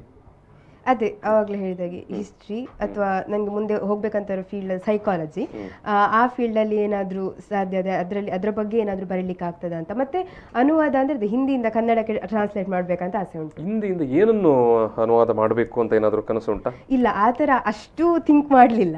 ಅಂದ್ರೆ ಈಗ ಸದ್ಯಕ್ಕೆ ಅಂದ್ರೆ ಹಿಂದಿಯಿಂದ ಕನ್ನಡಕ್ಕೆ ಮಾಡ್ಬೇಕಂತ ಉಂಟು. ಯಾಕಂದ್ರೆ ನಾನು ಬರೀಲಿಕ್ಕೆ ಅಂದ್ರೆ ಅನ್ಕೊಂಡದ್ದು ಜಾಬ್ ಎಲ್ಲ ಆದ ನಂತರ, ಕೆರಿಯರ್ ಇದು ಒಮ್ಮೆ ಸರಳ ಆದ ನಂತರ ಒಂದು ಸ್ಥಾನದಲ್ಲಿ ಬಂದು ನಾವು ಆದ ನಂತರ ಮಾಡುವ ಅಂತ ಅನ್ಕೊಳ್ಳೋದು. ಈಗ ಸಡನ್ ಆಗಿ ಎಲ್ಲರೂ ನನ್ನ ಹತ್ರ ನೀನ್ ಎಂತ ಮಾಡ್ತಿ ಅಂತ, ಆ ನಂತರ ಇನ್ನು ನಾನು ಯೋಚನೆ ಮಾಡ್ಬೇಕಷ್ಟೇ. ಈಗ ಜಸ್ಟ್ ಇಷ್ಟೇ ಕನಸು ಇಟ್ಕೊಂಡದ್ದು, ಇಂಥ ವಿಷಯದಲ್ಲಿ ಬರಿಬೇಕಂತ. ಮುಂದೆ ಅದು ಯಾವ ಅಂದ್ರೆ ವಿಷಯಕ್ಕೆ ಸಂಬಂಧಿಸಿದಾಗೆ ಅಂತ ಮುಂದೆ ಯೋಚನೆ ಮಾಡುವ ಅಂತ ಇದ್ದೆ. ಈಗ ಬಹುಮುಖ್ಯವಾದ ಇನ್ನೊಂದು ವಿಚಾರ, ನೀನು ಓದಿದ್ದು ಕನ್ನಡ ಮಾಧ್ಯಮ ಶಾಲೆಯಲ್ಲಿ ಅಲ್ವಾ? ಇನ್ನೊಂದು ಕಡೆ ನೋಡಿದರೆ ಬಹುತೇಕ ಏನು 1 ವರ್ಷ ಏನು 8ನೇ ತರಗತಿಯನ್ನು 1 ವರ್ಷ ಜೈನ ಪ್ರೌಢಶಾಲೆಯಲ್ಲಿ ಹೊರತುಪಡಿಸಿದರೆ ಇಡೀ ಪ್ರಾಥಮಿಕ ಶಾಲೆಯ ಮತ್ತು ಪ್ರೌಢಶಾಲೆಯ ಎಲ್ಲ ಶಿಕ್ಷಣಗಳು ಸರ್ಕಾರಿ ಶಾಲೆಯಲ್ಲಿ ನಡೀತು ಅಲ್ವಾ? ನಾನು ಆಗಲೇ ಮಾತನಾಡುವಾಗ ಹೇಳಿದೆ, ನಮ್ಮಲ್ಲಿ ಅನೇಕ ಮಂದಿಗೆ ಸರ್ಕಾರಿ ಶಾಲೆ ಅಂತ ಹೇಳಿದ್ರೆ ಒಂದು ಸಣ್ಣ ಕೀಳರಿಮೆ, ಇನ್ನು ಕನ್ನಡ ಮೀಡಿಯಂ ಅಂತ ಹೇಳಿದ್ರೆ ಮತ್ತೂ ಕೀಳರಿಮೆ. ಅಯ್ಯೋ ಏನು ಮಾಡ್ಲಿಕ್ಕಾಗುತ್ತೆ, ನಮ್ಮ ಮಕ್ಕಳು ಏನು ಮಾಡ್ತಾರ ನಾಳೆ ಅಂತ. ನಿನ್ನ ಅನುಭವದ ಪ್ರಕಾರ ಈಗ ಒಂದು ಕಡೆ ಈ ಪುಸ್ತಕವೇ ಸಾಕ್ಷಿಯಾಗಿ ಉಂಟು, ನೀನು ಕನ್ನಡದಿಂದ ಇಂಗ್ಲೀಷ್ಗೆ ಇದನ್ನು ಅನುವಾದ ಮಾಡಿ ಈಗ ಕೊಟ್ಟಿದ್ಯಾ. ಇದು ನಮ್ಮ ಕನ್ನಡ ನಾಡಿನಲ್ಲಿ ಒಂದು ಬಹುದೊಡ್ಡ ಪ್ರೇರಣೆಯ ವಿಚಾರವಾಗಿ ಉಂಟು. ಸೊ ನೀನು ಕನ್ನಡ ಮೀಡಿಯಮಲ್ಲಿ ಓದಿ ಅಥವಾ ಸರ್ಕಾರಿ ಶಾಲೆಯಲ್ಲಿ ಓದಿ ನಿನ್ನ ಏನು ನೀನು ಯಾವ ರೀತಿ ಪ್ರೇರಣೆಯನ್ನು ಪಡ್ಕೊಂಡೆ ಮತ್ತು ಧೈರ್ಯವನ್ನು, ಬಹುಮುಖ್ಯವಾಗಿ ಈಗ ಒಂದು ಕನ್ನಡದಲ್ಲಿರುವಂಥ ಒಂದು ಪುಸ್ತಕವನ್ನು ಇಂಗ್ಲೀಷಿಗೆ ಅನುವಾದ ಮಾಡಬೇಕಂತ ಹೇಳಿದರೆ ಒಂದು ಧೈರ್ಯನೂ ಬೇಕು ಮತ್ತು ಅಷ್ಟೇ ಬುದ್ಧಿಮತ್ತೆ ಕೂಡ ಬೇಕು ಅಲ್ವಾ. ಸೊ ನೀನು ಈ ಎರಡು ವಿಚಾರದ ಬಗ್ಗೆ ಏನನ್ನು ಹೇಳಲಿಕ್ಕೆ ಬಯಸ್ತೀಯ ಅಂತ, ನೀನು ಓದಿದ ಕನ್ನಡ ಮಾಧ್ಯಮ ಮತ್ತು ನೀನು ಓದಿದ ಸರ್ಕಾರಿ ಶಾಲೆಗಳ ಬಗ್ಗೆ ನಿಮಗೆ ಏನು ಮುಕ್ತವಾಗಿ ಅನಿಸ್ತದೆ ಅದನ್ನು ಹೇಳಿಬಿಡು. ಸರ್ಕಾರಿ ಶಾಲೆ ಬಗ್ಗೆ ಹೇಳಬೇಕಂದ್ರೆ ಅಂದರೆ ಈಗಿನ ಸಿಚುವೇಶನಲ್ಲಿ ಹೆಚ್ಚಿನವ್ರು ಅನ್ಕೊಳ್ದಾಗೆ ಅಂದರೆ ಅದೇ ನೀವು ಹೇಳಿದಾಗೆ ಕೀಳರಿಮೆ, ಕನ್ನಡ ಮೀಡಿಯಂ, ಗೌರ್ಮೆಂಟ್ ಸ್ಕೂಲ್ ಅಂದರೆ ಆ ಥರ. ಅಂದರೆ ಕೆಲವೊಂದು ಸಮಯದಲ್ಲಿ ಏನಂದರೆ ಅವರ ತಪ್ಪು ಕೂಡ ಆಗಿರೋದಿಲ್ಲ, ಅಂದರೆ ಎಲ್ಲರ ಮಕ್ಕಳು ಸಹ ತುಂಬ ಡೆವಲಪ್ ಆಗ್ತಾರೆ, ನಮ್ಮ ಮಕ್ಕಳು ಆಗದಿದ್ರೆ ಅನ್ನೋ ಆ ಥರದ್ದು ಸಹ ಒಂದು ಭಯ ಅವರಲ್ಲಿ ಇರ್ಬೋದು ಕೆಲವೊಂದು ಸಮಯದಲ್ಲಿ. ಮತ್ತೆ ಕೆಲವೊಂದು ಸರ್ತಿ ಅದೇ ಇದು ಹಾಕುವ ಎಲ್ಲರೂ ಸಾಕಿದ್ದಾರೆ ನಾವು ಸಾಕುವ, ನಮ್ಮ ಮಕ್ಕಳು ಇಂಗ್ಲೀಷ್ ಮೀಡಿಯಂಗೆ ಹೋದ್ರೇ ಹುಷಾರಾಗ್ತಾರೆ, ಆ ಥರ ಎಂತ ಇಲ್ಲ. ಅಂದರೆ ಈಗ ನಾನು ಕೂಡ ಕನ್ನಡ ಮೀಡಿಯಮಲ್ಲಿ ಓದಿ, ಇನ್ನೂ ಸಹ ತುಂಬ ಜನ ಹಾಗೆ ನನ್ನ ಕೆಲವರು ಸೀನಿಯರ್ಸ್ ಇದ್ದಾರೆ ಕನ್ನಡ ಮೀಡಿಯಮಲ್ಲಿ ಗೌರ್ಮೆಂಟ್ ಸ್ಕೂಲಲ್ಲಿ ಓದಿ ಡಾಕ್ಟರ್ ಇಂಜಿನಿಯರ್ ಆದವರು ಕೂಡ ಇದ್ದಾರೆ. ವೀಕ್ಷಕರೇ, ಇದನ್ನು ಬಹುಮುಖ್ಯವಾಗಿ ಗಮನಿಸಬೇಕು ನಿಮ್ಮ ವಿದ್ಯಾರ್ಥಿಗಳಿಗೆ, ಆಮೇಲೆ ನಿಮ್ಮ ಏನು ಬಂಧು ಬಳಗದವರ ಜೊತೆಗೆ ಹಂಚಿಕೊಳ್ಳಬೇಕಾದ ವಿಚಾರ. ಏನು ಕನ್ನಡ ಮಾಧ್ಯಮದಲ್ಲೇ ಓದಿದಂಥ ಅಧ್ಯಯನ ಹೇಳ್ತಾ ಇದ್ದಾಳೆ, ನನ್ನ ಅನೇಕ ಸೀನಿಯರ್ಸ್ಗಳು, ಹಿರಿಯ ವಿದ್ಯಾರ್ಥಿಗಳು ಕನ್ನಡ ಮಾಧ್ಯಮದಲ್ಲೇ ಜೊತೆಗೆ ಸರ್ಕಾರಿ ಶಾಲೆಯಲ್ಲೇ ಓದಿ ಉನ್ನತ ಸ್ಥಾನಕ್ಕೆ ಬಂದಿದ್ದಾರೆ ಅಂತ. ಮುಂದುವರಿಸೋ ಅಧ್ಯಯನ. ಹಾಗೆ ಉನ್ನತ ಸ್ಥಾನಕ್ಕೆ ಬಂದವರಿದ್ದಾರೆ. ಅದೇ ಅಂದ್ರೆ ನಾವು ಕೂಡ 10 ವರ್ಷ ಇಂಗ್ಲಿಷ್ ಓದಿರ್ತೇವೆ, ಇಂಗ್ಲಿಷಲ್ಲಿ ಸೆಂಟೆನ್ಸ್ ಮಾಡ್ಲಿಕ್ಕೆ ಬರ್ತದೆ. ಅಂದ್ರೆ ನಮ್ಗೆ ಈ ಕನ್ನಡ ಮೀಡಿಯಂ ಅಲ್ಲಿ ಓದಿದವರಿಗೆ ಸ್ವಂತ ಹಿಂಜರಿಕೆ, ಇಂಗ್ಲಿಷ್ನವರೆಲ್ಲ ತುಂಬಾ ಚಂದ ಇಂಗ್ಲಿಷ್ ಮಾತಾಡ್ತಾರೆ, ಇಂಗ್ಲಿಷ್ ಮೀಡಿಯಂ ಅಲ್ಲಿ ಓದಿದ್ರೆ ನಮ್ಗೆ ಬರುದಿಲ್ಲ ಅವರು ಕೂಡ ಅದೇ ರೀತಿ ಅನ್ಕೊಳ್ತಾ ಹೋಗ್ತಾರೆ. ಆದ್ರೆ ಆ ಥರ ಎಂತ ಇಲ್ಲ, ನಾವು ಕೂಡ 10 ವರ್ಷ ಓದಿ, ಅವ್ರು ಏನ್ ಮಾಡ್ತಾರೆ ಅಂದ್ರೆ ಎಲ್ಲ ಕೋರ್ ಸಬ್ಜೆಕ್ಟ್ಗಳನ್ನು ಕೂಡ ಇಂಗ್ಲಿಷಲ್ಲೇ ಓದಿರುವ ಕಾರಣ ಅವ್ರಿಗೆ ಕೆಲವು ನಮ್ಗಿಂತ ಸ್ವಲ್ಪ ಜಾಸ್ತಿ ಗೊತ್ತಿರ್ಬೋದೇನೋ, ಇಲ್ಲ ಅಂತ ನಾನು ಹೇಳುದಿಲ್ಲ, ಅದು ಅವರ ನಾಲೆಜ್ ಮೇಲೆ ಡಿಪೆಂಡ್ ಆಗಿರುತ್ತೆ, ಅವ್ರು ಎಷ್ಟು ಓದ್ತಾರೆ, ಯಾವ ರೀತಿ ಓದ್ತಾರೆ ಅಂದ್ರೆ ಮೇಲೆ ಡಿಪೆಂಡ್ ಆಗಿರ್ತದೆ. ಹಾಗೆ ಕನ್ನಡ ಮೀಡಿಯಂನವರು ಸಹ ಅಷ್ಟೇ, ಓದುವುದಕ್ಕಿಂತ ಇದು ಲೈಕ್ ಅಂದರೆ ಮೀಡಿಯಂನ ಮೇಲೆ ಅವರಿಗೆ ಯಾವ ರೀತಿ ಒಂದು ಲ್ಯಾಂಗ್ವೇಜ್ ಬರ್ತದೆ ಅಂತ ನಾವು ಹೇಳಲಿಕ್ಕೆ ಆಗೋದಿಲ್ಲ. ಕನ್ನಡ ಮೀಡಿಯಮಲ್ಲಿ ಓದಿ ಇಂಗ್ಲೀಷ್ನಲ್ಲಿ ಜಾಸ್ತಿ ಪರಿಣಿತರು ಇರ್ಬೋದು, ಇಂಗ್ಲೀಷ್ ಮೀಡಿಯಂನಲ್ಲಿ ಓದಿ ಕನ್ನಡವನ್ನು ಜಾಸ್ತಿ ಇಂಟ್ರೆಸ್ಟಿಂದ ಓದುವವರು ಕೂಡ ಇದ್ದಾರೆ. ನನ್ನ ಎಷ್ಟೋ ಜನ ಫ್ರೆಂಡ್ಸ್ ಇಂಗ್ಲೀಷ್ ಮೀಡಿಯಂನಲ್ಲಿ ಓದಿ ಕನ್ನಡ ಇಷ್ಟ ನನಗೆ ಇಂಗ್ಲೀಷಿಗಿಂತ ಅಂತ ಹೇಳುವವರು ಕೂಡ ಇದ್ದಾರೆ. ಹಾಗೆ ಅಂದರೆ ನಾವು ಕೂಡ ಕನ್ನಡ ಮೀಡಿಯಂನಲ್ಲಿ ಓದಿದ್ದುಕೊಂಡು ಇಂಗ್ಲೀಷ್ ಕಷ್ಟ ಅಂತಲ್ಲ, ನಾವು ಅದನ್ನು ಭಾವಿಸುದು ಹಾಗೆ, ನಂಗೆ ಕಷ್ಟ ಅಂತ ಭಾವಿಸುದು. ಅದನ್ನು ಬಿಟ್ಟು ನಂಗೆ ಆಗ್ತದೆ, ನಾನು ಸ್ವಲ್ಪ ಟ್ರೈ ಮಾಡ್ತೇನೆ ಅಂತ ಮುಂದೆ ಹೋದರೆ ಖಂಡಿತ ಆಗ್ತದೆ. ಇವಾಗ ನಂಗೆ ಹೇಳ್ಬೇಕಂದ್ರೆ ಸ್ಟಾರ್ಟಿಂಗ್ ನಂಗೆ ಸಹ ಭಯ ಆಗ್ತಿತ್ತು, ಇಂಗ್ಲೀಷ್ನಲ್ಲಿ ಬರೀಲಿಕ್ಕೆ ಆಗ್ತದೆ ಇಲ್ವಾ ಫಸ್ಟ್ PUCಗೆ ಹೋದಾಗ. ಅದು ಸ್ಟಾರ್ಟಿಂಗಲ್ಲಿ ಇಂಗ್ಲೀಷ್ನಲ್ಲಿ ಬರುವಾಗ ನಾನು ತುಂಬ ಎದುರಿದ್ದೆ, ಅದು ಆರ್ಟ್ಸ್ನಲ್ಲಿ ತುಂಬ ಬರೀಲಿಕ್ಕೆ ಇರ್ತದೆ, ಹೇಗೆ ಬರೆಯೋದು ಇಂಗ್ಲೀಷ್ನಲ್ಲಿ ಹೇಗೆ ಅಂತ. ಆಗ ನಾನು ಅಪ್ಪನ ಹತ್ರ ಕೇಳಿದ್ದೆ, ಅಪ್ಪ ನಂಗೆ ಕೂತ್ಕೊಂಡು ಹೇಳಿಕೊಟ್ಟಿದ್ರು ಯಾವ ರೀತಿ ಅಂತ. ಆನಂತರ ನಂಗೆ ಆಯ್ತು, ನಂಗೆ ಸೆಂಟೆನ್ಸ್ ಮಾಡಲಿಕ್ಕೆ ಬರ್ತದಲ್ಲ ಮತ್ತೆ ಅಂತ. ಅಂದರೆ ಕಷ್ಟ ಆಗ್ತಿದ್ದದ್ದು ಕೆಲವೊಂದು ಪದಗಳು ಈ ಕೋರ್ ಸಬ್ಜೆಕ್ಟ್ನಲ್ಲಿ ಸಿಗುವಂಥದ್ದು ಲ್ಯಾಂಗ್ವೇಜ್ನಲ್ಲಿ ಸಿಗುವುದಿಲ್ಲ, ಆ ಟೈಮಲ್ಲಿ ಸ್ವಲ್ಪ ಕಷ್ಟ ಆಗ್ತಿತ್ತು ಹೊರತು practice makes man perfect. Practice ಮಾಡ್ತಾ ಇದ್ದಾಗೆ ಅದು ಪರ್ಫೆಕ್ಟ್ ಆಗ್ತಾ ಹೋಗ್ತದೆ, ಅದು ನನಗೆ ಸ್ವಂತ ಅನುಭವದಿಂದ ಆಗಿದೆ. ಸೊ ಎಲ್ಲರೂ ಪ್ರಾಕ್ಟೀಸ್ ಮಾಡಿದ್ರೆ ಅದು ಅವರಿಗೆ ಕೂಡ ಅದರಿಂದ ಏನಾದ್ರು ಲಾಭ ಸಿಗ್ತದೆ.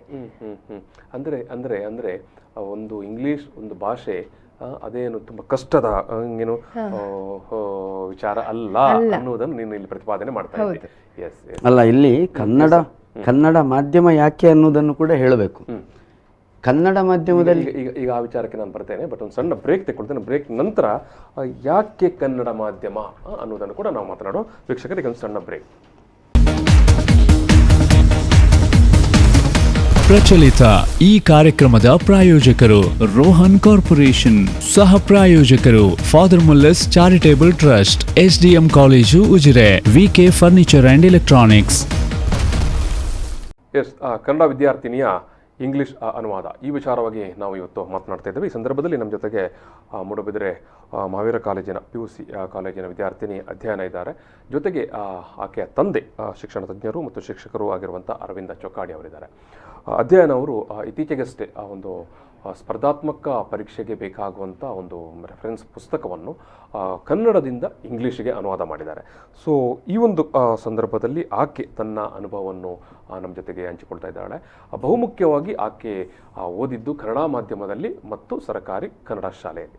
ಸೊ ನಾನು ಈ ಒಂದು ಮಾತುಕತೆಯನ್ನು ಮತ್ತೆ ಮುಂದುವರಿಸುವ ಸಂದರ್ಭದಲ್ಲಿ ಚೊಕ್ಕಾಡಿಯವರೇ, ಯಾಕಂದರೆ ಇದು ಅಧ್ಯಯನ ಓದಿದ್ದು ಕನ್ನಡ ಮಾಧ್ಯಮದಲ್ಲಿ ಸರ್ಕಾರಿ ಶಾಲೆಯಲ್ಲಿ, ನೀವು ಏನು ಕನ್ನಡ ಮಾಧ್ಯಮನೇ ಯಾಕೆ ಅನ್ನೋ ವಿಚಾರ ಬಗ್ಗೆ ಮಾತನಾಡ್ಬೋದು. ಹೌದು, ಅದನ್ನು ಸ್ಪಷ್ಟಪಡಿಸದಿದ್ದರೆ ತುಂಬ ತಪ್ಪು ಸಂದೇಶಗಳು ಹೋಗ್ತವೆ. ಕನ್ನಡ ಮಾಧ್ಯಮ ಯಾಕೆ ಮುಖ್ಯ ಅಂತಂದರೆ, ಒಂದು, ನೀವು ಕನ್ನಡ ಮಾಧ್ಯಮದಲ್ಲಿ 10 ಪುಟ ಓದುವ ಸಮಯದಲ್ಲಿ ಇಂಗ್ಲೀಷ್ ಮಾಧ್ಯಮವನ್ನು ತಗೊಂಡ್ರೆ ಒಂದು 2 ಅಥವಾ 3 ಪುಟವನ್ನು ಓದ್ಬೋದು. ಅಂದರೆ ಜಾಸ್ತಿ ಜ್ಞಾನವನ್ನು ಅಕ್ಯುಮುಲೇಟ್ ಮಾಡ್ಕೊಳ್ಳಿಕ್ಕೆ ಕನ್ನಡ ಮಾಧ್ಯಮ ಹೆಚ್ಚು ಸಹಾಯ. ಅವರವರ ಮಾತೃಭಾಷೆ. ಹೌದು, ಅದೇ ಇಲ್ಲಿ ಕನ್ನಡ ಮಾಧ್ಯಮ ಅಂತ ಹೇಳಿದೆ. ನಾಳೆ ಈಗ ನಮಗೆ ತುಳು ಮಾಧ್ಯಮ ಮಾಡಿದರೆ ಅದು ಇನ್ನೂ ಸುಲಭ ಇತ್ತು. ಒಂದು ಅದು. ಎರಡನೇದೇನು ಅಂದರೆ ಕಲಿಕೆ ಅಂದರೆ ಅದು ಸಾಮಾಜೀಕರಣ. ಸಾಮಾಜೀಕರಣ ಯಾವಾಗ ಆಗ್ತದೆ ಅಂತ ಹೇಳಿದರೆ ಮಕ್ಕಳು ಮಾತನಾಡಿದಾಗ. ನೀವು ಮಾತನಾಡಲಿಕ್ಕೆ ಯಾವುದು ಸುಲಭ ನಮಗೆ? ತುಳು, ಕೊಂಕಣಿ ಅಥವಾ ನಮ್ಮಲ್ಲಿ ಇರುವಂಥ ಅರೆ ಭಾಷೆಯೋ, ಹವ್ಯಕ ಕನ್ನಡವೋ, ಕೋಟವೋ, ಕರಾಡವೋ, ಈ ರೀತಿಯ ಭಾಷೆಗಳು, ಕನ್ನಡ, ಇದು ನಮಗೆ ಮಾತನಾಡಲಿಕ್ಕೆ ಸುಲಭ. ನೀವು ಇಂಗ್ಲೀಷ್ ಮೀಡಿಯಮನ್ನು ಬಹಳ ಇನ್ಸಿಸ್ಟ್ ಮಾಡಿದ ತಕ್ಷಣ ಏನಾಗ್ತದೆ, ಮಕ್ಕಳು ಮಾತಾಡೋದನ್ನು ನಿಲ್ಲಿಸ್ತಾರೆ, ಮಾತಾಡೋದು ಕಡಿಮೆ ಆಗ್ತಾ ಹೋಗ್ತದೆ, ಅವರಿಗೆ ಸಾಮಾಜೀಕರಣ ಅವರದ್ದು ಆಗೋದಿಲ್ಲ. ಸಾಮಾಜೀಕರಣ ಆಗದೇ ಇರೋದ್ರಿಂದ ಕಲಿಕಾ ಅನುಭವಗಳು ಕಡಿಮೆ ಆಗ್ತವೆ. ಟೆಕ್ಸ್ಚುವಲ್ ನಾಲೆಜಲ್ಲಿ ಎಕ್ಸಾಮಲ್ಲಿ ಮಾರ್ಕ್ ತಗೊಳ್ಬೋದು, ಆದರೆ ಪುಸ್ತಕದಲ್ಲಿ ಎಷ್ಟು ಉಂಟು ಅಷ್ಟು ಇದ್ದಾವೆ, ಆದರೆ ಕಲಿಕಾ ಅನುಭವಗಳು ಕಡಿಮೆ ಆಗ್ತಾ ಹೋಗ್ತವೆ. ಅದು ಪ್ರತಿಭೆಯ ವಿಕಾಸಕ್ಕೆ ಅದು ತೊಂದರೆಯನ್ನು ಕೊಡ್ತದೆ. ಅಂದರೆ ಇಂಟ್ರಾಕ್ಷನ್ ಜಾಸ್ತಿ ಮಾಡುವಾಗ ಇದು ಬಹಳ ಮುಖ್ಯ. ಉದಾಹರಣೆ ಹೇಳ್ತೇನೆ. ಪ್ರತಿಭೆ ವಿಕಾಸ ಅಂದರೆ ಸರ್ಕಾರಿ ಶಾಲೆಯಲ್ಲಿ ಯಾಕೆ ಅಗತ್ಯ ಗೊತ್ತುಂಟಾ? ಸರ್ಕಾರಿ ಶಾಲೆಯಲ್ಲಿ ಒಬ್ಬ ಹುಡುಗ ಮೀನು ಹಿಡಿಯೋರ ಮನೆಯಿಂದ ಬಂದಿರ್ತಾನೆ, ಇನ್ನೊಬ್ಬ ಹುಡುಗ ಕೂಲಿ ಕೆಲಸ ಮಾಡುವವನ ಮನೆಯಿಂದ ಬಂದಿರ್ತಾನೆ, ಮತ್ತೊಬ್ಬ ಹುಡುಗ ಇನ್ನೊಂದು ಸರ್ಕಾರಿ ನೌಕರಿಯವನ ಮನೆಯಿಂದ ಬಂದಿರ್ತಾನೆ. ಅವರೆಲ್ಲರೂ ಅವರವರ ಮನೆಯ ಅಥವಾ ಅವರ ತಂದೆ ತಾಯಿಯ ಅನುಭವಗಳನ್ನು ಇವರ ಜೊತೆ ಹಂಚಿಕೊಳ್ತಾರೆ. ಹೌದು. ಈ ಹಂಚಿಕೆ ಆದಾಗ ಅನುಭವಗಳು ಜಾಸ್ತಿ ಆಗ್ತಾ ಹೋಗ್ತವೆ. ಈ ಕಾರಣಕ್ಕಾಗಿ ನಮ್ಮ ಪರಿಸರದ ಭಾಷೆ ಇದು ಕಲಿಕಾ ಮಾಧ್ಯಮವಾಗಿ ಉಪಯೋಗಕ್ಕೆ ಬರ್ತದೆ, ತುಂಬ ಪರಿಣಾಮಕಾರಿ ಅಂತ ಹೇಳೋದು ಒಂದು ಅಂಶ. ಎರಡನೇದು, ಇನ್ನೊಂದು ಏನಾಗ್ತಾ ಇದೆ, ಈ ಕನ್ನಡ ಮೀಡಿಯಮ್ಮು ಇಂಗ್ಲಿಷ್ ಮೀಡಿಯಮ್ಮು ಅನ್ನೋದು ಇದು ಒಂದು ಕುಸ್ತಿಯ ತರ ಆಗಬೇಕಾದಂತ ಅವಶ್ಯಕತೆ ಇಲ್ಲ. ಅದು ಅಥವಾ ಸರ್ಕಾರಿ ಶಾಲೆ ಖಾಸಗಿ ಶಾಲೆ ಅನ್ನುವಂಥದ್ದು ಕುಸ್ತಿಯ ತರ ಆಗಬೇಕಾಗಿಲ್ಲ. ನಾವು ಎಲ್ಲವನ್ನು ಪರಸ್ಪರ ವಿರೋಧಿಗಳಾಗಿಯೇ ನೋಡ್ತೇವೆ. ಸರ್ಕಾರಿ ಶಾಲೆಗೆ ಪೂರಕವಾಗಿಯೂ ಖಾಸಗಿ ಶಾಲೆ ಕೆಲಸ ಮಾಡಿದಂತ ಒಂದು ಇತಿಹಾಸ ನಮ್ಮಲ್ಲಿದೆ. ತೀರಾ ಇತ್ತೀಚೆಗೆ ಉದ್ಯಮಶಾಹಿ ಆಗಿರ್ಬೋದು, ಆದರೆ ಈಗ ಸಾಮಾನ್ಯ 1970, 60 ಈ ಸಂದರ್ಭದಲ್ಲೆಲ್ಲ ಬಂದಂಥ ಖಾಸಗಿ ಶಾಲೆಗಳು, ಆಮೇಲೆ ಅದಕ್ಕೆ ಅನುದಾನವೂ ಕೂಡ ಬಂತು. ಅಂಥ ಶಾಲೆಗಳು ಸರ್ಕಾರದ ಆಶಯಕ್ಕೆ ಪೂರಕವಾಗಿ ಕೆಲಸ ಮಾಡ್ಕೊಂಡು ಬಂದಿದ್ದಾರೆ.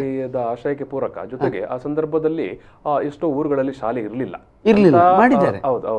ಆ ಸಂದರ್ಭದಲ್ಲಿ ಅಂತ ಹಳ್ಳಿಗಳಲ್ಲಿ ಶಾಲೆಗಳನ್ನು ಖಾಸಗಿ ಅವರು ನೀವು ಹೇಳಿದಾಗೆ ಶಾಲೆಗಳನ್ನು ಕಟ್ಟಿ ವಿದ್ಯೆಯನ್ನು ಕೊಟ್ಟಿದ್ದಾರೆ. ಅಥವಾ ಈಗ ಇಂಗ್ಲಿಷ್ ಮೀಡಿಯಮಿಗೆ ತಂದೆ ತಾಯಿ ಕಳಿಸುವ ಒಂದು ವಿಪರೀತವಾದ ಒತ್ತಡದಲ್ಲಿ 2 ಸಂದರ್ಭ ಇರ್ತದೆ. ಅದು ಒಂದು, ಹತ್ತಿರದಲ್ಲಿ ಬಹಳ ಒಳ್ಳೆಯ ಸರ್ಕಾರಿ ಶಾಲೆ ಇಲ್ಲದೇ ಇರುವುದು ಕೂಡ ಕಾರಣ ಇರಬಹುದು. ಕೆಲವು ಸಲ ಎಲ್ಲ ಸರ್ಕಾರಿ ಶಾಲೆಗಳು ಅತ್ಯುತ್ತಮ ಅಂತ ನಾನು ಹೇಳುವುದಿಲ್ಲ, ನಾವು ಆಯ್ಕೆ ಮಾಡ್ಕೊಳ್ಬೇಕಾಗ್ತದೆ, ಅದು ಒಂದು ಕಾರಣ ಇರ್ತದೆ. ಎರಡನೇದು, ಭಾಷೆಯ ಬಗ್ಗೆ ಒಂದು ಪೇರೆಂಟ್ಸಿಗೆ ಒಂದು ಆತಂಕವೂ ಇರಬಹುದು, ಕೀಳರಿಮೆಯೂ ಇರ್ತದೆ, ಕೀಳರಿಮೆಯೂ ಇದೆ, ಕೀಳರಿಮೆ ತುಂಬಾನೇ ಇದೆ. ಆವಾಗ ಕೆಲವರು ಏನ್ ಮಾಡ್ತಾರೆ, ಅದನ್ನು ಹೇಗೆ ಬ್ರೇಕ್ ಮಾಡೋದಂತ, ಕೀಳರಿಮೆಯಿಂದ ಹೊರಗೆ ಬರುವುದು. ಕೀಳರಿಮೆಯಿಂದ ಹೊರಗೆ ಬರುವುದು ಭಾರತೀಯ ಸಮಾಜದಲ್ಲಿ ಬಹಳ ಕಷ್ಟದ ಕೆಲಸ. ಅಂದರೆ ಈಗ ಮೇಲರಿಮೆಯವರ ಹತ್ರ ಅಟ್ಲೀಸ್ಟ್ ಜಗಳ ಆದರೂ ಮಾಡ್ಬೋದು, ಕೀಳರಿಮೆಯವರ ಹತ್ರ ಜಗಳವೂ ಮಾಡ್ಲಿಕ್ಕೆ ಗೊತ್ತಿಲ್ಲ. ಜಗಳ ಮಾಡಿದ ಕೂಡಲೇ ನನಗೆ ಉದ್ದೇಶಪೂರ್ವಕವಾಗಿ ಅವಮಾನ ಮಾಡೋದು ಏನೋ ಅನ್ನೋ ಭಾವನೆ ಬಂದು ಬಿಡ್ತದೆ. ಆವಾಗ ಆ ಕೀಳರಿಮೆಯಿಂದ ಹೊರಗೆ ತರುವಂಥದ್ದು ದೊಡ್ಡ ಚಾಲೆಂಜ್ ಆಗ್ತದೆ. ಶಿಕ್ಷಣದ ಮುಖಾಂತರವೇ ಅದನ್ನು ಮಾಡಬೇಕು, ಮಾಡಲಿಕ್ಕೆ ಆಗ್ತದೆ, ಆಗುದಿಲ್ಲ ಅಂತ ಹೇಳುವಂಥದ್ದಲ್ಲ. ಈ ಕೀಳರಿಮೆ ಯಾಕೆ ಬರ್ತದೆ ಅನ್ನೋದನ್ನು ನಾವು ಹುಡುಕಬೇಕು. ಅಂದರೆ ಒಬ್ಬೊಬ್ಬನ ಕೀಳರಿಮೆ, ಒಂದೊಂದು ತಂದೆ ತಾಯಿಯ ಕೀಳರಿಮೆಯೋ ಮಕ್ಕಳ ಕೀಳರಿಮೆಯೋ ಬೇರೆ ಬೇರೆ ಕಾರಣಗಳಿಂದ ಬಂದಿರ್ತದೆ. ಆ ಕಾರಣವನ್ನು ಹುಡುಕಿ ಕಾರಣಕ್ಕೆ ಸೂಕ್ತ ಮನೋವೈಜ್ಞಾನಿಕ ಚಿಕಿತ್ಸೆಯನ್ನು ಕೊಟ್ಟರೆ ಅದರಿಂದ ಮೇಲಕ್ಕೆ ಬರಲಿಕ್ಕೆ ಆಗ್ತದೆ. ತುಂಬ ತುಂಬ ತುಂಬ ಒಳ್ಳೆಯ ವಿಚಾರ ಇದು ಅಧ್ಯಯನ. ಇದೇ ವಿಚಾರಕ್ಕೆ ನಾನು ಇಂಡೈರೆಕ್ಟ್ ಆಗಿ ಬರ್ತಾ, ನೀನು ಕಾಲೇಜಿಗೆ ಸೇರುವ ಸಂದರ್ಭದಲ್ಲಿ, ಕಾಲೇಜಿಗೆ PUCಗೆ ಅಲ್ಲಿ ಆ ಒಂದು ಕಾಲೇಜ್ ಕ್ಯಾಂಪಸ್ಸಲ್ಲಿ ಅಥವಾ ನಿನ್ನ ಸ್ನೇಹಿತರ ಜೊತೆಗೆ ಒಡನಾಟ ಮಾತುಕತೆ ಎಲ್ಲ ಆಗುವಾಗ ಅಲ್ಲಿ ಇಂಥ ವಿಚಾರಗಳೆಲ್ಲ ಬರ್ತಾ ಇರಲಿಲ್ವಾ? ನೀವು ಕನ್ನಡ ಮಾಧ್ಯಮದಲ್ಲಿ ಓದಿ ಬಂದದ್ದು, ಇಂಗ್ಲಿಷ್ ಮಾಧ್ಯಮದಲ್ಲಿ ಓದಿ ಬಂದದ್ದು, ಅದು ಬಹಳವಾಗಿತ್ತು. ಅದನ್ನೆಲ್ಲ ಹೇಗೆ ಫೇಸ್ ಮಾಡಿದ್ದಿ? ಏನು ಮಾಡ್ತಾ ಇದ್ದಿ? ಸರ್ಕಾರಿ ಶಾಲೆಯಲ್ಲಿ ಓದಿ ಬಂದದ್ದು, ಖಾಸಗಿ ಶಾಲೆಯಲ್ಲಿ ಓದಿ ಬಂದದ್ದು ಅಂತೆಲ್ಲ ಬರ್ತದೆ ಅಲ್ವಾ? ಅಂದರೆ ಕಾಲೇಜ್ನಲ್ಲಿ ಆಗುವಾಗ 2 ವಿಷಯ ಡಿಸ್ಕಸ್ ಮಾಡಲಿಕ್ಕೆ ಸ್ಟಾರ್ಟಿಂಗ್. ಒಂದು, ನೀನೆಂತಕ್ಕೆ ಕನ್ನಡ ಮೀಡಿಯಮಲ್ಲಿ ಓದಿದ್ದು, ಇಂಗ್ಲೀಷ್ ಮೀಡಿಯಮ್ನಲ್ಲಿ ಯಾಕೆ ಓದಿಲ್ಲ? ಎಲ್ಲ ಅಪ್ಪ ಅಮ್ಮ ಟೀಚರ್ಸ್ ಆಗಿದ್ದವರು ಆ ಮಕ್ಕಳನ್ನು ಇಂಗ್ಲೀಷ್ ಮೀಡಿಯಮ್ಗೆ ಹಾಕ್ತಾರೆ, ನಿನ್ನ ಅಪ್ಪ ಅಮ್ಮ ಎಂತ ಕನ್ನಡ ಮೀಡಿಯಮ್ಗೆ? ಅದು ಮತ್ತು ನನ್ನ ತಮ್ಮನ ವಿಷಯದಲ್ಲಿ ತಮ್ಮನನ್ನು ಕನ್ನಡ ಮೀಡಿಯಮ್ಗೆ ಹಾಕುದಾ ಆ ಥರ ಅದೊಂದು. ಇನ್ನೊಂದಿತ್ತು, ಆರ್ಟ್ಸ್ ಎಂತಕ್ಕೆ ತಗೊಂಡದ್ದು, ಸೈನ್ಸ್ ಕಾಮರ್ಸ್ ಈಗ ಅಧ್ಯಯನ ಓದ್ತಾ ಇರುವಂತದ್ದು ಆರ್ಟ್ಸ್, ಕಲಾ ಪದವಿ, ಸೈನ್ಸ್ ಕಾಮರ್ಸ್ ಯಾಕೆ ಬೇಡ? ಅಲ್ಲ ನೀನು ಯಾಕೆ ಈ ಥರ ಮಾಡಿದ್ದಿ, ನಂಗೆ ಅದೇ ಗೊತ್ತಾಗ್ತಿಲ್ಲ, ಆನ್ಸರ್ ಹೇಳು. ಇದು ಎಷ್ಟು ಮಟ್ಟಿಗೆ ಅಂದರೆ ಇವತ್ತಿಗೂ ಈ ಕ್ವಶನ್ ಕೇಳುವರಿದ್ದಾರೆ. ಅಂದ್ರೆ ಬಹುಶಃ ಏನು ಆರ್ಟ್ಸ್ ಓದಿದರೆ ಡಾಕ್ಟರ್ ಆಗ್ಲಿಕ್ಕೆ ಆಗೋದಿಲ್ಲ, ಇಂಜಿನಿಯರ್ ಆಗ್ಲಿಕ್ಕೆ ಆಗೋದಿಲ್ಲ ಅನ್ನೋದು ಎಲ್ಲರಿಗೂ ಸ್ಪಷ್ಟ ಗೊತ್ತು. ಬಹುಶಃ ಅದರ ಆಚೆಗೆ ಜಗತ್ತೂ ಇಲ್ಲ ಅಂತ ಹೇಳ್ಕೊಂಡಿದ್ದಾರೆ. ಹೌದು. ನೀನು ಏನು ಯಾವ ರೀತಿ ಕನ್ವಿನ್ಸ್ ಮಾಡ್ತೀವಿ ಅವರಿಗೆ, ಅಥವಾ ಯಾವ ರೀತಿ ಅವರಿಗೆ ಒಂದು ಕ್ಲಾರಿಫಿಕೇಶನ್ ಕೊಡಬೇಕಲ್ಲ ಇದೆಲ್ಲ ಕೇಳಿದವರಿಗೆ? ಗೊತ್ತು, ಈ ಪ್ರಶ್ನೆಯನ್ನು ನಿನ್ನ ಹಳ್ಳಿಯವರು ಕೇಳಿರ್ತಾರೆ, ಬಂಧು ಬಳಗದವರು ಕೇಳಿರ್ತಾರೆ, ಆಮೇಲೆ ನಿನ್ನ ಎಲ್ಲ ಸ್ನೇಹಿತರು ಕೇಳಿರ್ತಾರೆ. ಏನು ಅವರಿಗೆ ಕ್ಲಾರಿಫಿಕೇಶನ್ ಕೊಡ್ತಾ ಹೋಗ್ತಿ, ಯಾಕೆ ಆರ್ಟ್ಸ್ ತಗೊಂಡೆ ಅಂತ ಹೇಳುವಾಗ ಏನು ಹೇಳ್ತೀನಿ ನೀನು ಅವರಿಗೆ? ಅಂದ್ರೆ ಇವಾಗ ಹೇಗೆ ಅಂತ ಹೇಳಿದ್ರೆ ಟ್ರೆಂಡ್, ಕಾಮರ್ಸ್ ತೆಕೋ ಟ್ರೆಂಡ್. ಅಂದ್ರೆ ಸೈನ್ಸ್ ಅಂದ್ರೆ ಅದೊಂಥರ ಹೇಗೆ ಅಂದ್ರೆ ಹುಷಾರಿದ್ರೆ ತುಂಬಾ ಓದೋದ್ರಲ್ಲೆಲ್ಲ ಇದ್ರೆ ಸೈನ್ಸ್ ಹಾಕುವ ಅಂತ, ಇಲ್ಲದ್ರೆ ಕಾಮರ್ಸಿಗೆ ಹಾಕುವಂತ. ಆರ್ಟ್ಸ್ ಅಂದ್ರೆ ಹೇಗಂದ್ರೆ ಏನು ಇಲ್ಲದವ, ಜಸ್ಟ್ ಪಾಸ್ ಆಗಿ ಹೋದವ, ಜಸ್ಟ್ ಪಾಸ್ ಆದವರಿಗೆ. ಅಧ್ಯಯನ ನಿನಗೆ 10th ಅಲ್ಲಿ ಎಷ್ಟು ಮಾರ್ಕ್ಸ್ ಬಂದಿತ್ತು, ಎಷ್ಟು ಪರ್ಸೆಂಟೇಜ್ ಬಂದಿತ್ತು? ನನಗೆ ಅಂದರೆ ಒಂದು ಫಸ್ಟಿಗೆ ಸ್ಟಾರ್ಟಿಂಗ್ ನನಗೆ ಕಮ್ಮಿ ಬಂದಿತ್ತು ಮಾರ್ಕ್ಸ್, ಅಂದರೆ ನನಗೆ ಯಾವುದು ಕರೆಕ್ಟ್ ಬಂದಿರಲಿಲ್ಲ ಆ ಟೈಮಲ್ಲಿ. ರಿವ್ಯಾಲ್ಯೂಷನ್ಗೆ ಹಾಕಿದ್ದು, ಮತ್ತೆ ರಿವ್ಯಾಲ್ಯೂಷನ್ಗೆ ಹಾಕಿ ನನಗೆ 91% ಬಂತು. 91% ಬಂದು ನೀನೀಗ ಕಲಾ ಪದವಿ ಓದ್ತಾ ಇದ್ದೀಯ. ನಾನು ಎಕ್ಸ್ಪೆಕ್ಟ್ ಮಾಡಿದ್ದು 95%. ಅದು ರಿವ್ಯಾಲ್ಯೂಷನ್ಗೆ ಹಾಕಿ ಕೊನೆಗೆ ನನಗೆ 91 ಬಂತು. ಸ್ವಲ್ಪ ಬೇಜಾರಾಯಿತು, ಕೂಗಿ ಎಲ್ಲ ಆಯಿತು. ಅಂದರೆ ನಾನು ಎಕ್ಸ್ಪೆಕ್ಟ್ ಮಾಡಿದಷ್ಟು ಬರಲಿಲ್ಲ ಅಂತ. ಆದರೆ ಮತ್ತೆ ಅನಿಸ್ತು, ಅಂದರೆ ಜಸ್ಟ್ ಮಾರ್ಕಿಂದಾಗಿ ಒಬ್ಬರ ನಾಲೆಜ್ ಎಷ್ಟಿದೆ ಅದನ್ನು ಅಳಿಲಿಕ್ಕೆ ಸಾಧ್ಯ ಇಲ್ಲ. ನಾವು ಅಂದರೆ ಇನ್ನೂ ಸಹ ನಾಲೆಜಿಗೆ ಅಂದರೆ ಇಷ್ಟಂತ ಮಾರ್ಕ್ಸ್ ಅಂತ ಕೊಡ್ಲಿಕ್ಕೆ ಸಾಧ್ಯನೇ ಇಲ್ಲ, ಅದನ್ನು ಯಾರಿಂದ ಕದಿಲಿಕ್ಕೂ ಸಾಧ್ಯ ಇಲ್ಲ. ಅವರ ಮಾರ್ಕ್ಸಿಂದ ನನ್ನ ನಾಲೆಜ್ ಅಂತ ಅಂದರೆ ಡಿಪೆಂಡ್ ಆಗೋದಿಲ್ಲ, ನಂದಂತಲ್ಲ, ಅದು ಯಾರದೇ ಆಗಿರ್ಬೋದು. ನನ್ನ ಫ್ರೆಂಡ್ಸು ತುಂಬ ಜನ ಆ ಥರ ಹೇಳಿದವರು ಉಂಟು, ಅದೇ ನನ್ನ ಮಾರ್ಕ್ ಸಿಗಲಿಲ್ಲ, ನಮಗೆ ಮಾರ್ಕ್ ಬರಲಿಲ್ಲ ಅಂತ ತುಂಬ ಬೇಜಾರ್ಪಟ್ಟವರಿದ್ದಾರೆ. ಅದನ್ನು ಸೂಸೈಡ್ ಮಾಡ್ಕೊಳ್ಳೋ ಬದಲು ಅದನ್ನು ಚಾಲೆಂಜ್ ಆಗಿ ತಕೊಂಡು ಮುಂದೆನೂ ನಾಲೆಜ್ ಅನ್ನು ಜಾಸ್ತಿ ಗಳಿಸ್ಲಿಕ್ಕೆ ಸಾಧ್ಯ ಉಂಟು. ಮತ್ತೆ ಅದೇ ಆರ್ಟ್ಸ್ ನ ವಿಷಯಕ್ಕೆ ಬಂದಾಗ ಅಂದ್ರೆ ಯಾಕೆ ತಕೊಂಡೆ ಅಂತ ತುಂಬಾ ಜನ ಕೇಳಿದವರು ಇದ್ದಾರೆ ನನ್ನ ಹತ್ರ. ಅಂದ್ರೆ ನಂಗೆ ನಿಜ ಹೇಳ್ಬೇಕಂದ್ರೆ ನಂಗೆ ಮ್ಯಾಥ್ಸ್ ತುಂಬಾ ಇಷ್ಟ, ಆ ಲೆಕ್ಕದಲ್ಲಿ ನಾನು ಸೈನ್ಸ್ ತಗೊಳ್ಬೋದಿತ್ತು, ಹಾಗಲ್ಲ. ಆದ್ರೆ ನಂಗೆ ಸೋಷಿಯಲ್ ಸೈನ್ಸ್ ಮೇಲೆ ತುಂಬಾ ಪ್ರೀತಿ ಇತ್ತು. ಅಂದ್ರೆ ಒಂಥರ ಅದ್ರಲ್ಲಿ ಒಂದು ಸೋಷಿಯಲ್ ಸೈನ್ಸ್ ಅಲ್ಲಿ ಒಂದು ಬ್ಯೂಟಿ ಉಂಟು ಅದ್ರದ್ದೇ ಆದದ್ದು. ಅಂದ್ರೆ ನಾವೆಂತ ಅಂದ್ರೆ ಸೈನ್ಸ್ ತಕೊಂಡು ಡಾಕ್ಟರ್ ಇಂಜಿನಿಯರ್ ಆದರೆ ಅಥವಾ ಅಕೌಂಟ್ ಅದ್ರ ಬಗ್ಗೆ ಎಂತಾದ್ರೂ ಮುಂದುವರೆದ್ರೆ ಮಾತ್ರ ಅದೊಂದು ಜಾಬ್. ಲೈಕ್ ಬೇರೆ ಎಂತಾದರೂ ಅಂದರೆ IAS IPS ಆಗಿರ್ಬೋದು ಅಥವಾ ಟೀಚಿಂಗ್ ಪ್ರೊಫೆಷನ್ ಆಗಿರ್ಬೋದು, ಅದು ಒಂಥರ ನೆಗ್ಲೆಕ್ಟ್ ಮಾಡ್ತೇವೆ.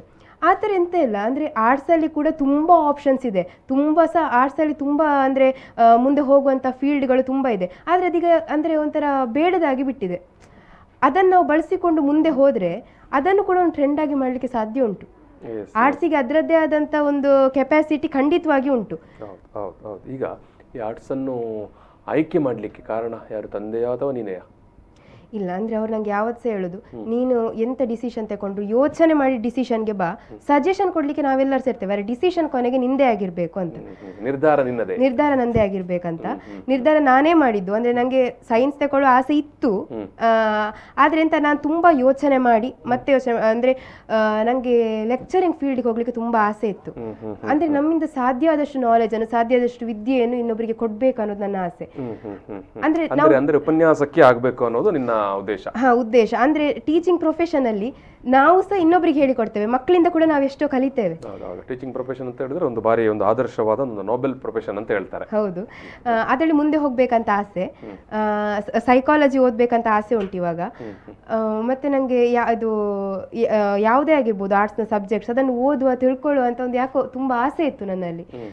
ನನ್ನ ಅಪ್ಪ ಕೂಡ ಅದಕ್ಕೊಂದು ರೀತಿ ಕಾರಣ ಆಗಿರ್ಬೋದು. ಅಂದ್ರೆ ಅಪ್ಪ ಅಮ್ಮ ಎಲ್ಲರೂ ಕೂಡ ಆರ್ಟ್ಸ್ ತಕೊಂಡು ಓದಿದವರು, ಪ್ರೇರಣೆ ಬಂದಿರಲೂಬಹುದು, ಅದು ಹೇಳಲಿಕ್ಕಾಗಲ್ಲ. ಅಂದ್ರೆ ಮತ್ತೆ ನನ್ನ 10th ಅಲ್ಲಿ ಕೂಡ ಅಷ್ಟೇ, ನನಗೆ ಸೋಷಿಯಲ್ ಸೈನ್ಸ್ ಟೀಚರ್ ನನ್ನ ತುಂಬಾ ಅವರೊಂಥರ ಮಗಳ ತರ ನೋಡ್ಕೊಳ್ತಿದ್ರು. ಅವ್ರ ಜೊತೆ ಇದ್ದ ವಾತಾವರಣನ ಅಥವಾ 10th ಅಲ್ಲಿ ಸೋಷಿಯಲ್ ಸೈನ್ಸ್ ಬುಕ್ ಅನ್ನು ಒಳ್ಳೆ ಫ್ರೆಂಡ್ ತರ ಪಕ್ಕದಲ್ಲೇ ಇಟ್ಕೊಂಡು ಮಲಗ್ತಿದ್ದೆ. ಆ ತರ ಅಷ್ಟು ಓದಿ ಓದಿ ಓದಿ ಬಿಟ್ಟಿದ್ದೆ.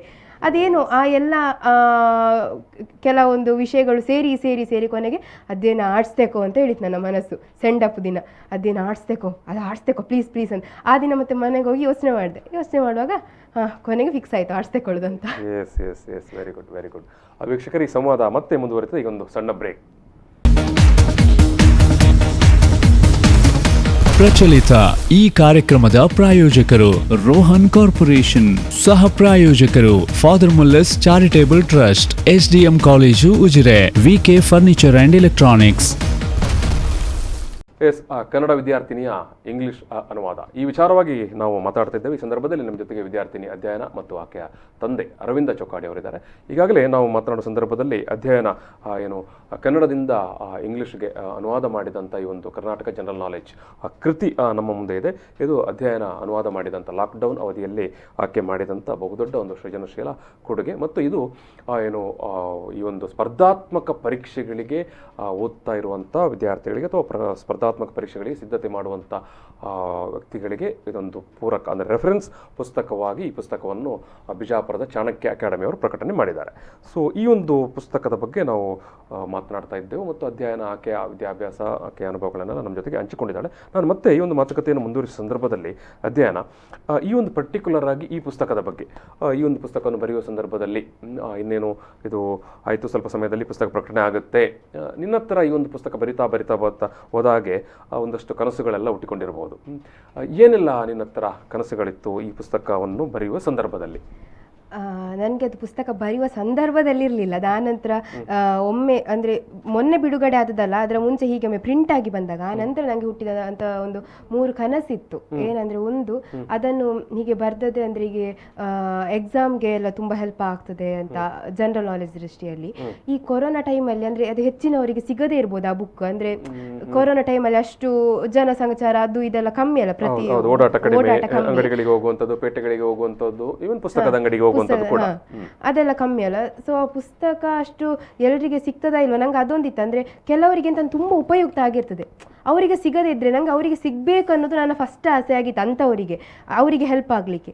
ಎರಡನೇದು ಏನಂದ್ರೆ, ಈ ಅದೇ ಕನ್ನಡ ಮೀಡಿಯಂನಿಂದ ಇಂಗ್ಲಿಷ್ ಮೀಡಿಯಂಗೆ ಬಂದ ಮಕ್ಕಳಿಗೆ ಅಥವಾ ಇಂಗ್ಲಿಷ್ ಮೀಡಿಯಂನಿಂದ ಕನ್ನಡ ಮೀಡಿಯಂಗೆ ಆದರೂ ಅವರ ಮೀಡಿಯಂನ ಹೊರತಾಗಿ ಇನ್ನೊಂದು ಭಾಷೆಯಲ್ಲಿ, ಇವಾಗ ಕನ್ನಡ ಮೀಡಿಯಂನವರು ಹಿಂದಿಯಲ್ಲಿ ಅಥವಾ ಇಂಗ್ಲಿಷ್ ಅದನ್ನು ಟ್ರಾನ್ಸ್ಲೇಟ್ ಮಾಡಿದ್ರೆ, ಅಥವಾ ಇಂಗ್ಲಿಷ್ ಮೀಡಿಯಂನವರು ಹಿಂದಿಯ ಕನ್ನಡ ಹೀಗೆ ಅಂತ ಟ್ರಾನ್ಸ್ಲೇಟ್ ಮಾಡಿದ್ರೆ ತುಂಬಾ ಮಕ್ಕಳು ಹೀಗೆ ಅಂದ್ರೆ ಅದು ಮಕ್ಕಳಿಗೆ ತುಂಬಾ ಜನರಿಗೆ ಇನ್ಸ್ಪೈರ್ ಆಗಬೇಕು ಅಂತ, ಪ್ರೇರಣೆ ಆಗಬೇಕು. ಆ ಒಂದು ಪ್ರೇರಣೆಯಲ್ಲಿ ಇನ್ನೂ ತುಂಬಾ ಜನ ಹಾಗೆ ಬೇರೆ ಭಾಷೆಗೆ ಅನುವಾದ ಮಾಡಿದೆ ಅಥವಾ ಬೇರೆ ಇನ್ಯಾವುದಾದ್ರು ಸಾಹಿತ್ಯ ಕೃತಿ ಬರಿಬೇಕು, ಅದೊಂದು ನನ್ನ ಆಸೆ ಆಗಿತ್ತು. ಕೊನೆಯದಾಗಿ ನಂಗೊಂದು ಆಸೆ ಇದೆ ಅಂತಂದ್ರೆ, ಈಗಿನ ಒಂದು ಸಿಚುವೇಶನ್ ಅಲ್ಲಿ ಸಾಹಿತ್ಯ ತುಂಬಾ ಹಿಂದೆ ಉಳಿತಾ ಉಂಟು. ಸಾಹಿತ್ಯ ಕೃಷಿ ಆಗ್ತಾನೆ ಇಲ್ಲ ಇವಾಗ. ಅಂದ್ರೆ ಓದುವವರು ಇದ್ದಾರೆ, ಬರೆಯೋರು ಇದ್ದಾರೆ, ಇಲ್ಲ ಅಂತಲ್ಲ, ಅದು ತಲುಪ್ತಾ ಇಲ್ಲ ಬಹುಶಃ. ಅದಕ್ಕೆ ಅಂದ್ರೆ ಯಾವುದೇ ಏಜಿನ ಬ್ಯಾರಿಯರ್ಸ್ ಇರಬಾರ್ದು. ಅಂದ್ರೆ ಯಾರೇ ಆಗಿರ್ಲಿ, ಯಾವ ಏಜೇ ಆಗಿರ್ಲಿ, ಏನು ಬರಿಬೇಕು ಅನ್ನಿಸ್ತೋ ಅದನ್ನು ಮುಕ್ತವಾಗಿ ಬರೀಲಿ, ಅದನ್ನು ಪ್ರಕಟ ಮಾಡಲಿ. ಎಷ್ಟೋ ಜನರಿಗೆ ಅದು ಬೇಕಾಗಿರ್ಬೋದು, ಆ ನಾಲೆಜನ್ನು ಗ್ರಹಿಸಬೇಕನ್ನೋ ಆಸೆ ಇರ್ಬೋದು, ಬರೀಲಿ, ಬರೆದು ಅದೊಂದು ಪ್ರಕಟ ಆಗಲಿ, ಎಷ್ಟೋ ಜನರಿಗೆ ಅದು ತಲುಪಲಿ, ನಾಲೆಜ್ ಇಂಪ್ರೂವ್ ಆಗಲಿ, ಸಾಹಿತ್ಯ ಇನ್ನೂ ಹೆಚ್ಚು ಹೆಚ್ಚು ಮುಂದೆ ಬರಲಿ. ಅದು ಯಾವುದೇ ಭಾಷೆ ಆಗಿರಲಿ, ಸಾಹಿತ್ಯ ಇಂಪ್ರೂವ್ ಆಗಬೇಕು ಅನ್ನೋದು ಒಂದು ಆಸೆ ಆಗಿತ್ತು. ಇದು 3 ನನ್ನ ಕನಸಾಗಿತ್ತು.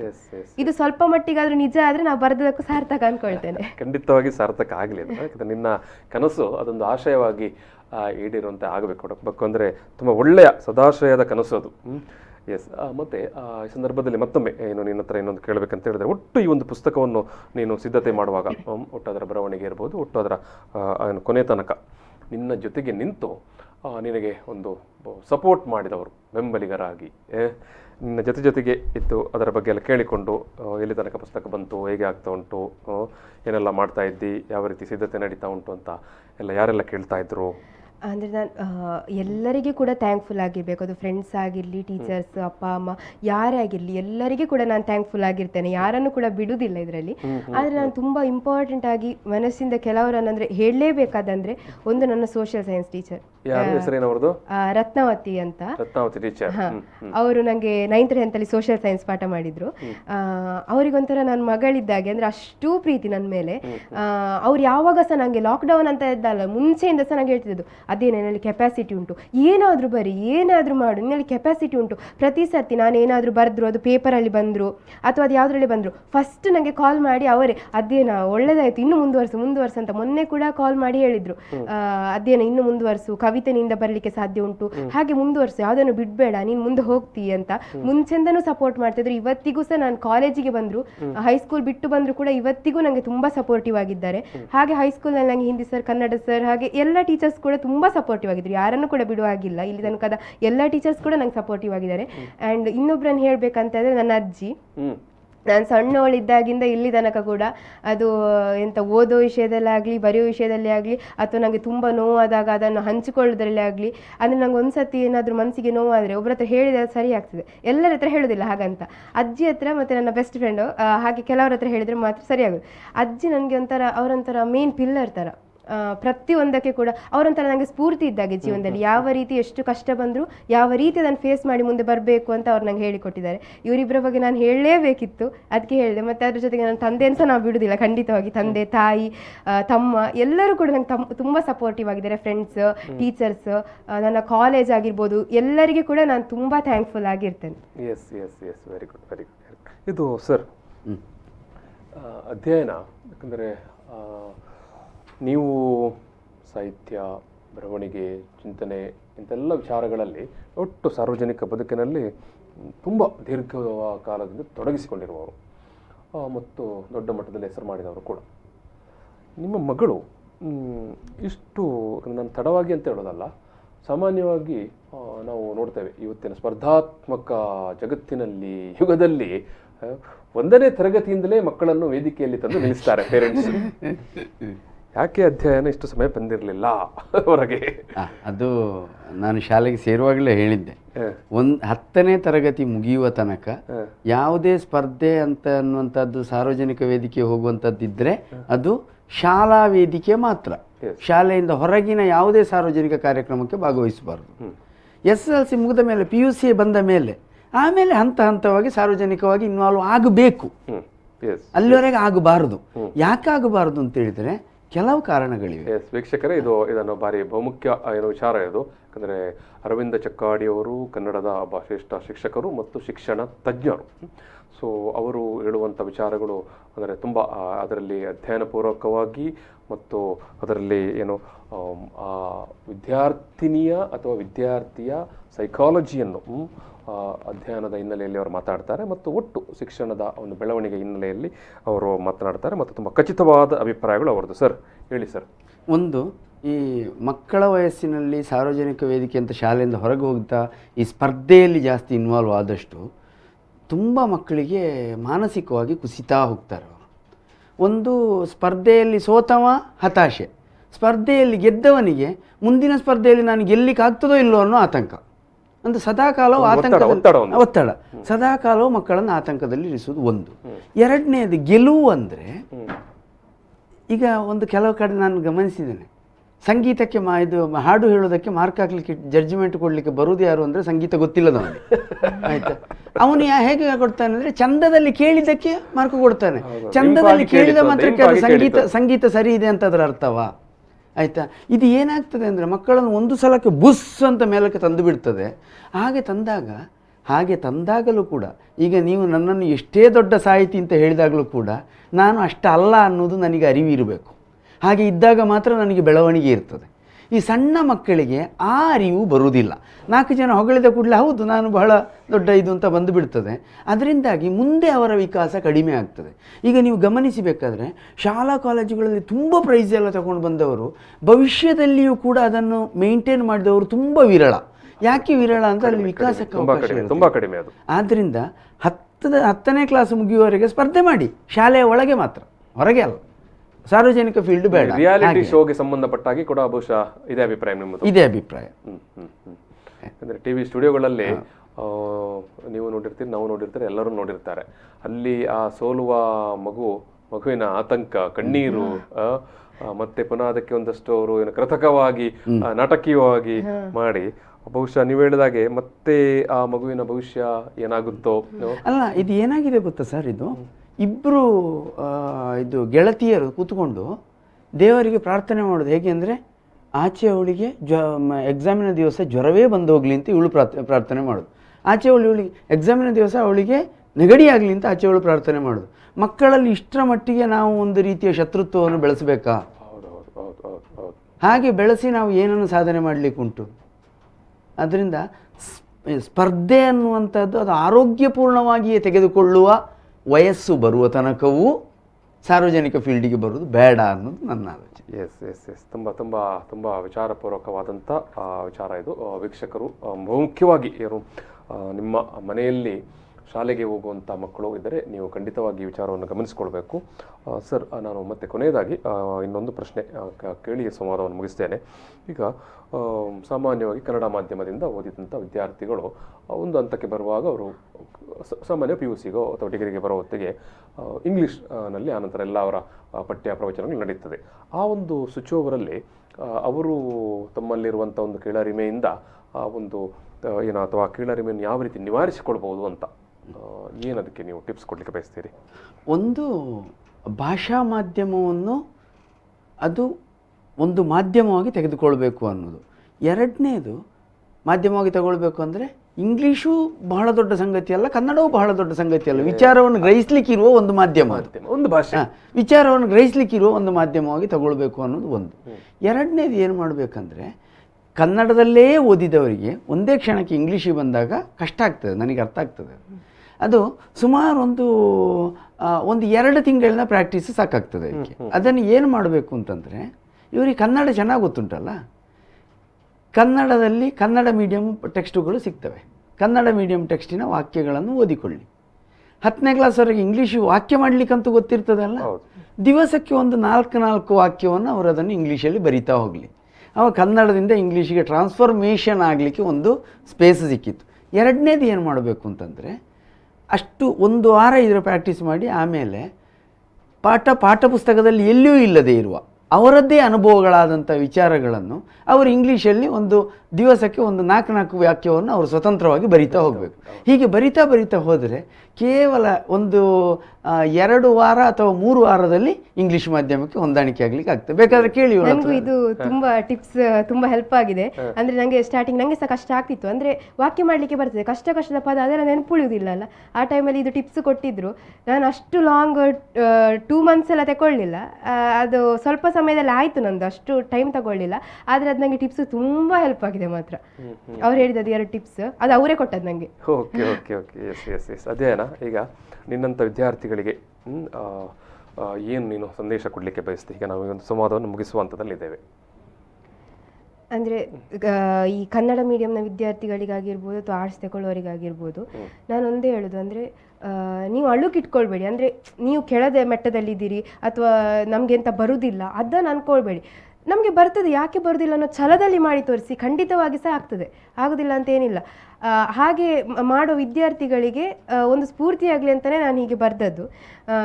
ಆದವರಿಗೆ ಅದು ಅಂದರೆ ಮುಂದೆ ಹೋಗುವ ಅಂತ ಅನಿಸ್ತದೆ, ಅವರು ಮುಂದೆ ಹೋಗ್ತಾರೆ ಕೂಡ. ಆದರೆ ಆ ಮನಸ್ಸೊಂದು ಗಟ್ಟಿ ಮನಸ್ಸು ಮಾಡಿ ಮುಂದೆ ಹೋಗಿ ಅಂತ. ಯಾವುದು ಅಂದರೆ ನಮಗೆ ಆಗೋದಿಲ್ಲ ಅನ್ನೋ ಅಳುಕನ್ನು ಇಟ್ಕೊಳ್ಬೇಡಿ, ಪ್ರಯತ್ನ ಮಾಡಿದರೆ ಖಂಡಿತ ಆಗ್ತದೆ. ಓಕೆ, ನಾನು ಈ ಒಂದು ಸಂವಾದವನ್ನು ಇಲ್ಲಿ ಒಂದು ಮುಗಿಸುವ ಸಂದರ್ಭದಲ್ಲಿ ನಾನು ಶ್ರೀಯುತ ಅರವಿಂದ ಚೊಕ್ಕಾಡಿ ಅವರಿಗೆ ಸಮಸ್ತ ವೀಕ್ಷಕರ ಪರವಾಗಿ ಮತ್ತು V4 ಸ್ಟುಡಿಯೋದ ಪರವಾಗಿ ಪ್ರೀತಿಯ ಧನ್ಯವಾದವನ್ನು ಸಮರ್ಪಣೆ ಮಾಡ್ತೇನೆ ಸರ್. ಅದೇ ರೀತಿಯಾಗಿ ಅಧ್ಯಯನ ತನ್ನ ಸ್ಫೂರ್ತಿದಾಯಕ ಮತ್ತು ಪ್ರೇರಣೆಯ ಮಾತುಗಳನ್ನು ಈ ಸಂದರ್ಭದಲ್ಲಿ ಹಂಚಿಕೊಂಡಿದ್ದೆ, ನಿನಗೆ ಕೂಡ ಪ್ರೀತಿಯ ಧನ್ಯವಾದಗಳು. ವೀಕ್ಷಕರೇ, ಈ ಒಂದು ಸಂವಾದವನ್ನು ಮುಗಿಸ್ತಾ ಮತ್ತೊಮ್ಮೆ ಅಧ್ಯಯನ ಬರೆದಂಥ ಈ ಒಂದು ಕೃತಿಯನ್ನು ಇಲ್ಲಿ ನಿಮ್ಮ ಮುಂದೆ ಇಡುತ್ತಾ, ಕರ್ನಾಟಕ ಜನರಲ್ ನಾಲೆಡ್ಜ್ ಆಕೆ ಕನ್ನಡದಿಂದ ಇಂಗ್ಲೀಷಿಗೆ ಅನುವಾದ ಮಾಡಿದಂಥ ಒಂದು ಕೃತಿ ಇದು ಏನು ಕರ್ನಾಟಕದ ಬಿಜಾಪುರದ ಚಾಣಕ್ಯ ಅಕಾಡೆಮಿಯವರು ಇದನ್ನು ಸ್ಪರ್ಧಾತ್ಮಕ ಪರೀಕ್ಷೆಗಳಿಗೆ ಒಂದು ರೆಫರೆನ್ಸ್ ಪುಸ್ತಕವಾಗಿ ಪ್ರಕಟಿಸಿದ್ದಾರೆ. ಅಧ್ಯಯನ ಇದನ್ನು ಲಾಕ್ಡೌನ್ ಅವಧಿಯಲ್ಲಿ ಒಂದು ಸೃಜನಶೀಲ ತನ್ನ ತೊಡಗುವಿಕೆ ಭಾಗವಾಗಿ ಈ ಒಂದು ಕೃತಿಯನ್ನು ಹೊರಗೆ ತಂದಿದ್ದಾಳೆ. ಸೊ ಈ ಕೃತಿಗೆ ಈಗಾಗಲೇ ಒಳ್ಳೆಯ ಒಂದು ಪ್ರತಿಕ್ರಿಯೆ ಕೂಡ ಲಭ್ಯವಾಗಿದೆ. ಸಾಧ್ಯವಾದರೆ ನೀವು ಕೂಡ ಈ ಒಂದು ಪುಸ್ತಕವನ್ನು ತಗೊಂಡು ಜಸ್ಟ್ ಒಮ್ಮೆ ಕಣ್ಣಾಡಿಸಬೇಕು. ಯಾಕಂತ ಹೇಳಿದ್ರೆ, ಒಬ್ಬಳು ಕನ್ನಡ ಮಾಧ್ಯಮದಲ್ಲಿ ಓದಿದಂಥ ವಿದ್ಯಾರ್ಥಿನಿ ಎಷ್ಟು ಸುಂದರವಾಗಿ ಇಂಗ್ಲೀಷ್ನಲ್ಲಿ ಈ ಒಂದು ಪುಸ್ತಕವನ್ನು ಕಟ್ಟಿಕೊಟ್ಟಿದ್ದಾಳೆ ಅಂತ ಒಂದು ನೋಡಬೇಕು ಅಂತ ಒಂದು ಅನುಭವ ನಿಮಗೆ ಕೂಡ ಆಗಬೇಕು ಅಂತ ಹೇಳಿಕೊಂಡು ಈ ಒಂದು ಸಂವಾದವನ್ನು ಇಲ್ಲಿಗೆ ಮುಗಿಸ್ತಾ ಇದ್ದೇನೆ. ನಮಸ್ಕಾರ. ಪ್ರಚಲಿತ ಈ ಕಾರ್ಯಕ್ರಮದ ಪ್ರಾಯೋಜಕರು ರೋಹನ್ ಕಾರ್ಪೊರೇಷನ್, ಸಹ ಪ್ರಾಯೋಜಕರು father Muller's charitable trust, SDM college Ujire, VK furniture and electronics.